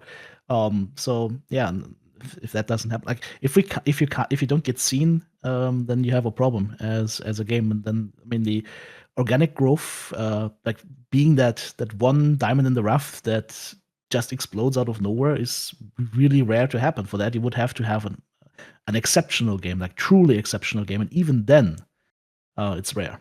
Yeah, I mean, even when it comes to like becoming a YouTuber and growing your channel, like I remember years ago, people were like hating on Bear Duel because, like, oh, he's such a just mech dad or whatever. I'm like, yeah, so like he knows what he is. He knows his audience. Like, that's freaking smart. Like, what are you talking about? Are you just hating on the guy just because, you know, like he doesn't do your meta builds? Like, you're an idiot. Like, you're missing the point here. And yeah, man, I as far as like looking at inspiration, like, and like look, like I'd look at your channel, I'd look at what Beef's doing, look what you two or Bear Duel is doing. I'd look at, you know, what is you know, we had a few other like content creators as well on YouTube as well, but I'd be like, what are they doing? Like, oh, he changed up his thumbnails. Oh, that looks a lot cleaner. Like, oh, what? And then that made me think, like, do I, you know, and I've shifted, I've had overlays on my screen. I've taken them off. Like, I've done all these things just because I look at other people around and sort of, you know, like I've matured as a creator as well. There's things I like and don't like. But yeah, it's just one of those things where, gotta get inspiration from somewhere, right? You gotta take some ideas. You gotta see, you're seeing other content. You see what other people are doing, and you say, okay, you know what that person's doing here is great, or that's a good idea. I might adapt that for me, or this could be a cool thing to do. And you have to do that, right? You gotta keep rediscovering yourself and the way you do content. You know what I've literally, over again. you know what I've said a few times, and I'd be like, not specifically to you or Beardle, but just in general, I'd be like, oh, what is he doing to be like that successful? And I would just go and look, like, oh, he's got a consistent schedule. He's got SEO optimization. He's creating content that's pushing people towards his stream. He's engaging with his chat. He's like, I've done all of this because people have asked me, and I'm like, that's me too. I'm looking for inspiration. I'm looking at like, and right now I'm digging in because I need to make some changes. You know, and so like right now I'm in this like, you know, research, like, okay, what, I have a limited amount of time. I have 2 kids. I have a family. I don't have time on the weekends to put towards anymore. I can't spend 10, 12 hours a day streaming and also rent. Like, I can't just do that. So now I have to be like very efficient. So I'm trying to like look at like, okay, I feel like, and I don't know if this statement is true, is like we had it easy being MWO creators, and when you look outside of MWO, it's a completely different, ball game. Like as far as like content creation, like you'd have to step up to in some ways. It's not like you can just throw on a highlight. I think that works for like Tim the Tatman, but because he's got millions of subscribers already. He can just throw up a highlight of his stream and people are going to watch. Whereas like for our channel sizes, because like we're going to have to put in some effort, and I'm going to have to learn some skills that I've been uncomfortable learning or just have put off because I didn't really have to do that stuff yet. I don't know if you feel the same way about that. As you're starting out in any kind of content, regardless of the game or the niche you look into, you always have to invest more time and effort into making your content, because nobody wants to watch highlights of somebody that they don't know, right? So you gotta build up your name first, and before you quote unquote earn the right to be able to do that and actually have some meaningful content that people want to see, right? If you think, for example, of huge EFT streamer Landmark, for example, he just was streaming all the time, and he didn't even do YouTube for the longest time until he got an editor and started out there. But yeah, he knew what his content was, and he didn't try to uh, branch out too far or to do too many things at the same time. And I think, as far as YouTube is concerned, like it doesn't really matter what niche you're in. You can get the views because the algorithm is designed to get you those views regardless of the size of your channel. Because I keep seeing content that has a couple of views. It's trying to show you content, and depending on how many people then actually view that content because they find it interesting, it's gonna keep pushing it to more and more people. So that being said, um, you shouldn't be afraid of the ocean, because as you're starting out, especially with a new channel, even the niche of Mechwarrior Online would have been an ocean. Back Yeah. in the day when I started out 2016, that Mechwarrior Online was an ocean as well. There were so many established content creators, and you had to work and fight to build your own niche in there. And I mean, fight in the term of like fight against yourself, not against the other content creators, because I have the opinion that the pond is big enough for everybody, Yep. and if you make good content, then you're gonna get your following, and you're gonna get people that want to support you. So I wouldn't worry too much about that. And the most important thing for content, and because people have been asking me that I wanted to get into streaming, what's like the most important thing that you need for streaming or content creation? It's like you gotta like what you're doing. You gotta have a passion for the games that you're playing. Um, which is why, for example, on my live streams, I have branched out into totally different games this year. I've played a lot of RPGs. I've played KCD1, I've played KCD2, I've played Clear Obscura, I've played Escape from Tarkov, of course, without making too many videos on YouTube. Yes, I kept my core content on MWO on YouTube, but on the stream with the people that just follow you for you, where you are basically the most important piece of the content, which is different on YouTube because of the system that's working there. You can branch out and you can do more stuff. You can't do all of that on YouTube. That's, of course, that's a dilemma that I'm in right now that we talked about. So, um, yeah. To get back to your question, no, I don't think it's harder now for creators. There are more people out there creating content, but if you're able to invest time and effort and have a love for what you're doing, and for communicating that to people, and making good content, then I think you're always gonna find your way. It's never gonna be easy, because it's always gonna take a lot of time and effort, and especially in the beginning. But even now, like you and me, we could invest countless hours into video creation and basically have little to no return. And that is what you will have constantly, especially as a smaller creator. And you got to battle through that. You're fighting against basically your own inner demons, so to speak, that tell you, "Hey, stop doing that. It's pointless and whatnot." To get to the point where you're actually earning money from this and are able to, in part of, or at least cover your expenses or whatnot, you're already in what the 95th percentile, 96th percentile of content creators out there, right? So, um, that's also something to keep in mind. So if people ask me like, should I become a streamer or whatnot, it's like, you know what?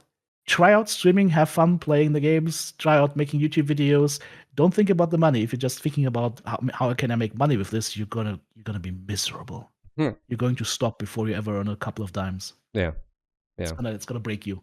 Yeah. I've had people like, they're like, oh, what do you do? And I'm like, well, I do like YouTube and live stream. They're like, oh, what do you play? And I'm like, you don't know it. I was like, it's okay.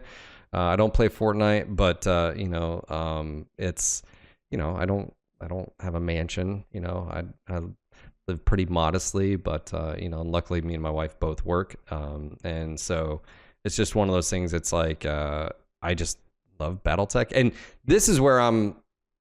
Uh, this is with the That's sucky the point, part. right? You love BattleTech, and that's why you're here. If you Yeah, didn't love BattleTech, you I wouldn't be most likely be a and content creator. You that's wouldn't be here. that's the crux of it right now. I'm like, I love BattleTech, but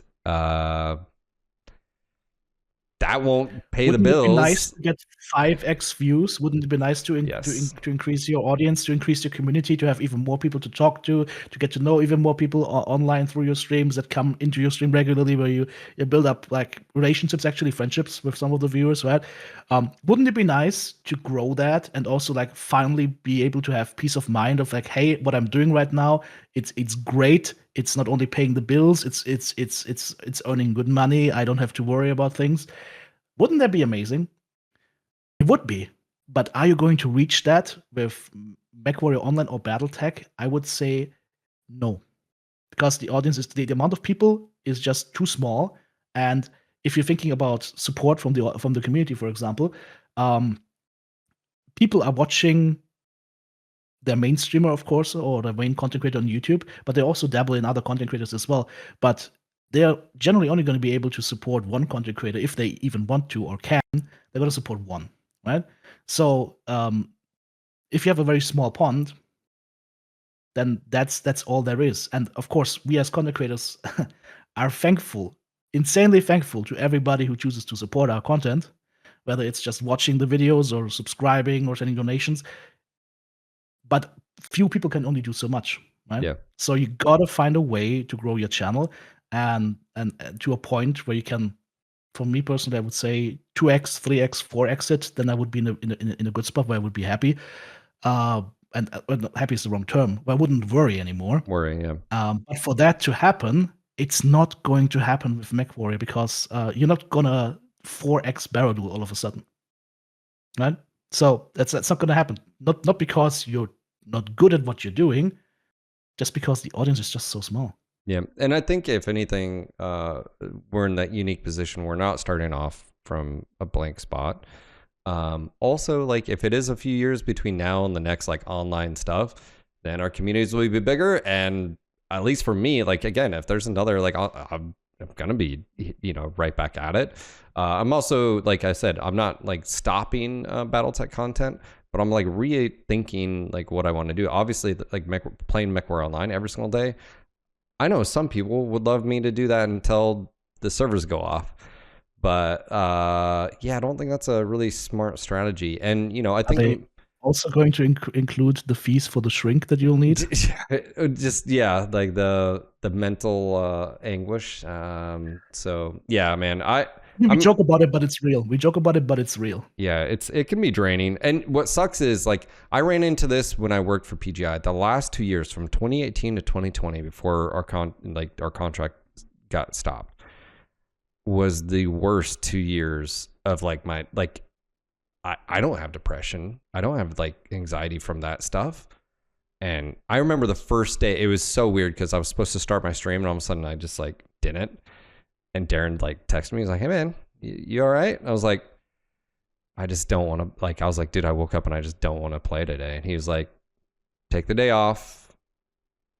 Let's group back up and we'll talk tomorrow, whatever. But it's like, I realized like, oh, that's what burnout is. That's what like that suck of like, oh, this is Yep. just. And And if it you, sneaks up on you. It sneaks yes, up on you. And then at some point, it just, I had a point like that a couple of weeks ago where I just didn't want to. I was sitting there, everything was ready, lights on. I just needed to press the start streaming button. I'm like, and it's gonna happen to you. It can happen to you multiple times, right? It's not just a one time thing. that is what burnout or what can definitely feel like, and then you gotta overcome that somehow, right? Yeah. So it's funny that you had Yeah. basically the same experience. I think a lot of other content creators in our space, or probably all of them, if you have been around for long enough, will have that feeling where you're ready to click the button to start going with the stream or record a video, and then you don't, and you just end up staring at your screen for 10 minutes. You know what's helped me is obviously I do stuff outside. I like running, I like fitness, I have my family and stuff like that. But the one thing I will say is I don't make my stream about the game more say. I just start, we'll just talk. We'll be talking about food, we'll be talking about cars, we'll be talking about like, and so I'm having to, and so like I think that's helped me a lot where it's like my social time for the day, and that's part of the content as well.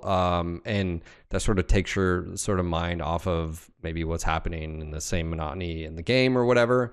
That's definitely helped. So again, but that's only fostered by like if I look at like when I first started streaming to now, and even like podcasts, like I am so much better at like just talking, just like, okay, hey, what question? Like none of this is scripted. So how's the flow? Are you reading people? Do you like, are you reading your guest? Are you like, and so to me, it's just been one of those things. Like I definitely, I haven't felt that level of depression, I guess, since then. And that last 2 years sucked. Also, it sucked because the community was right, but there are employers. We can't just be like, yeah, like you have to put on a good face. That's part of the gig, and it sucked. And like I said, I'm not a yes man, so like that really made it hard.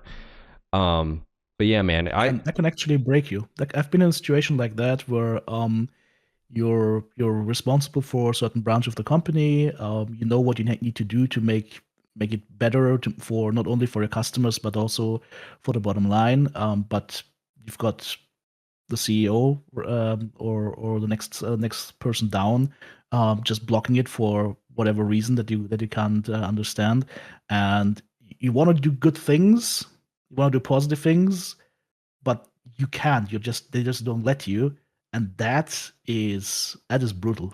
And yeah. if you do that over months or years, that can break you. Yeah. I think also too where it shifted for me is when 2020 happened, and then I went independent, and then I took over NG, and it was like I get to do what I want now. Like I don't Yep. have that pressure of the shoulder. I can say what I want to say. I can do what I want to do, which is great freedom, but you also have to like, that's also like its own bag of worms there too, if you're not ready for it. But for like, it's like, oh, for me at least, how I looked at it with No Guts No Galaxy was I can now sink or swim, and it's on me. So if I want it to go big, then I'll reap the rewards. If I sit on my ass and don't do anything, it's on me. So like, but Nothing happens exactly. You don't yeah, get anything. yeah, but it's like one of those, like, at least now, but yeah, man, I But you're in obviously, control, right? yeah, That's the point. You are in control, not somebody else is controlling you, and that is,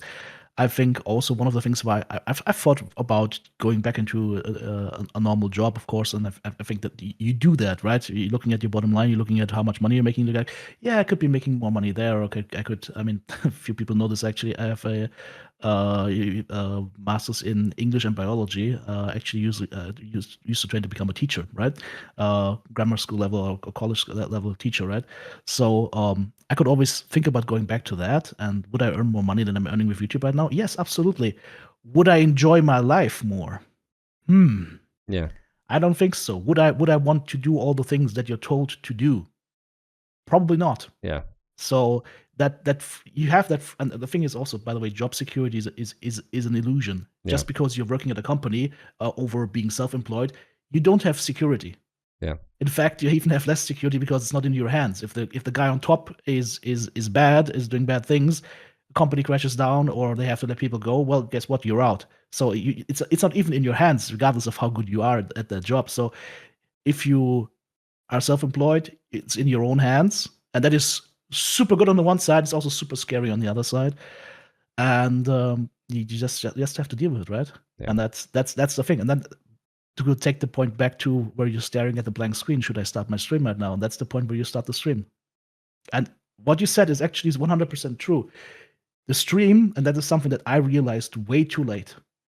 The stream is not as much about you, the creator, as about the feeling of community and the conversations that you have with your viewers. It's about that and not about you in the game. That becomes interesting background that sometimes the focus is on, but then it shifts back again to your viewers and what's good for them, not what's good for you. Yeah, because And to find the right balance there is so hard. Yeah, because like how many times I've realized this is why like I don't talk politics or any like stuff going on in the world, because like, hey, you're a truck driver listening to the stream, you're tuning in, so like you want to be captivated by what we're talking about, laughing your ass off when we're doing stuff. Like I hope that people are, you know, laughing at me or with me, or like, oh shit, did he just say that? Like, is that, or like I'm telling some stupid story about me in Iraq or Afghanistan, and you're like, you know, maybe there's a vet out there and he's like, oh, I remember that, you know, like, so it's just one of those things where like, I've definitely picked up on that, and that's a skill that you can learn, and you just have to be aware of it. And I've realized like my role, you know, like and the I would say not responsibility, but in a way that you have of like, you set the tone for this. This is a good example. I've had people on my stream that just brought me down, and I had to, they're not on my stream anymore.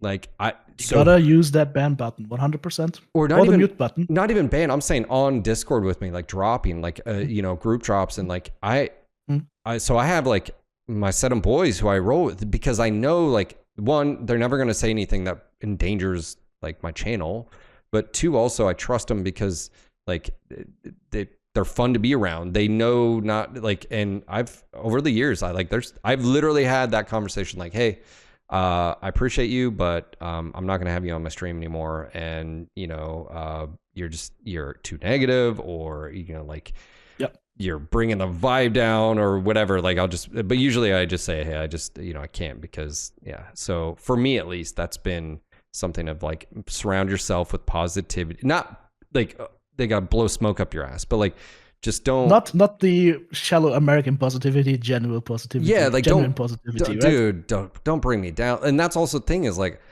you know, I don't want to get on stream and just be like, woe is me, and oh my, you know, it's like, you don't, no one fucking wants to hear no that. one wants, and no one wants to hear that, and you don't want to say it. And this is also right? too, good people, Ferret, and he gave me some stern advice, and this is years ago, like 2020, when I was pretty much, I was so worried about just fucking making ends meet, that it was like, he basically was like, hey man, you're a streamer, it's not our problem if you're having money issues. We don't want to hear it. Like, you're gonna push people away. And he was like, it's 100% correct. Like, you know, like, if at least this is for me, like, I, you know, like, if your titles, like, shit happens, you have an emergency, your community is 100% going to respond, and they're going to be like, yeah, of course you should, like, let us know. But like, that's something that like, I was like, oh yeah, he's right. You know, like, I need to rethink that, and like, oh, okay, hey, and because too, like, I've seen destitute, I've seen poor. We're not poor, we're not destitute. You know, and so it's just one of those things where, you know, and people go through a lot worse shit in life. I've seen it as well, so there's that. But yeah, man, I've definitely, I haven't felt that negativity creep in, but I've definitely noticed, like, last time we played MWO and we were in groups, by that third or fourth round where we kept dropping against the same group, I was like, this isn't fun. Like, I was like, I'd rather be playing Arc Raiders. I'd rather go play something else, you know, right now than that. And so, like, to me, that was like okay, cool. And I'm okay with that. Like, I'm not worried about it. I'm not worried about the channel. It's just, I'm like, okay, it is time to pivot. You gotta realize it, and then you gotta act on it, right? Because otherwise, you're gonna make yourself miserable, and you go into that spiral then where that inner misery is gonna break out of you. People will see it, will pick up on it, and it changes the way how you deliver your content. It changes the way how you interact with people. It changes the way just how you look at your screen. People will pick up on that, and we will bring them down as well, and it's not going to be a good thing. So if you identify a problem like that, you gotta act on it, Yeah. and that means sometimes, like you said, doing the scary thing. Yeah. Absolutely. Well, man, hey, I've had you here for over 2 hours. I've got to go get my son in just a moment. That was a quick 2 hours, though. Yeah, I feel like let's do this again. Thank you again for your time here. Also, thank you again for the advice. And like I said, I couldn't engage with every content creator out there because some people aren't comfortable with talking about stats behind the scenes or like, hey, how did you do this? And some people are like very secretive about this stuff, and you've always been open. So that's helpful for me because like if I don't know something, I don't have many people I can bounce ideas off of and or ask questions. So that's been super helpful. But yeah, man, I do appreciate you being out in the community and like I said, being positive for me, at least behind the scenes and answering questions when I have them. So yeah, we're obviously. I appreciate the kind words, man. And that right back at you. Like I said, like I think you have been in this community for so long as I would say one of the backbones of the community, and I'm just glad that you are still here amongst me and the other OG guys, and we're still making content for BattleTech. And I like me personally, I think that if we could find a way to do more stuff together in the future, that would be amazing. Like I don't know if you're interested in playing any other games like Battlefield or whatnot, but that could be fun because I mean, you were in the army. I actually was not, so it could be a fun experience. Generally speaking, any multiplayer title where you can get a couple of fun streamers together is always gonna be a good time. So if you're open to that, Yeah. let me know. Yeah, let's definitely make that happen. And yeah, I love playing tank. Didn't mean to put you on the spot there. No. I'm waiting for like Battlefield 6. I want more big maps. They have like one combined You're arm. waiting for it to mellow out a little bit and Well, get the bugs out of the way because they started out strong. I don't know. This is not BattleTech and whatnot, but I would be interested in your point on this real quick if you have one more minute. Battlefield 6 for me, the beta started out super strong, but with the exception of the map size, and then the full version comes out, and there are a lot of bugs in there. There's a lot of issues with balancing and whatnot, and DICE is super slow rolling out the updates. That drone exploit where you hit a drone with a big hammer and it just shoots you up into the air and you can get to spots where you're not supposed to go to. That exploit is still in the game. It's been known for 2 weeks and nothing's happened so far. So and like other content creators are also picking up on this, like big ones, hundreds of thousands of subscribers looking into the game and being like, okay, well, this is not working, this is not working. Lock-on missiles with lasers will insta kill any jet these days, and there's nothing you can do. So there is the disgruntled voices are coming again, Yeah. and I really hope that DICE can get a foot on the pedal, on the gas pedal to fix things because that's a problem. I'm waiting for just bigger maps. My thing is, I want to play Battlefield in a tank and not just be in every Conquest style. Yeah, just every ones. street. I have to I've had that in real life. Being in a city environment in a tank is horrifying. You just can't move, anyways. But two, you don't like every window with an RPG and like 10,000, literally 10,000 mines lying on the ground. Dude, I had so many points when I was in Iraq in my tank where it's just like all it's gonna take is some just dude to pop over this because you're about 9 feet high and I'm in the loader's hatch. All it would take and some dude just pop over the wall. We're right there. I can't. Game over, man. But yeah, anxiety there. But I just want big maps. Battlefield to me is a combined arms game. When you remove that, it is COD at that point. And Battlefield 3 started that with like Metro and a few of the other maps where it was just infantry only. I get it. You're trying to get that audience, but don't forget of who you are. And I feel like Battlefield in general, it's like, hey, combined arms. So we have one map that's like that. It's the remake. It's like the old oil field. Yeah, it's the original Battlefield 3. But yeah, that one. So you have one map that's for like open, and man, when I was in, dude, I murdered. I think it was like 50 or something to 1. Like I just love it. but I do not want to be just and because like how the game is, it's not like I can run through all buildings and just knock them all out. But it's just for it, like I said, and you can be killed like that instantly by some guys jumps off this and blah blah. So Yep. I'm ready. But yes, we can definitely make that happen. But anyways, man, thank you Look forward again. to that. I'll have all of your Appreciate you having me information. on here. Yeah, I'll have all of your information down in the description. I think again, TTB. Just look for angry German screaming on YouTube. I'm there somewhere. Yeah, sounds good, man. Thank you again. I do appreciate it, man. And yeah, like we'll definitely do this again. So thank you. Sounds great. Thank you for having me.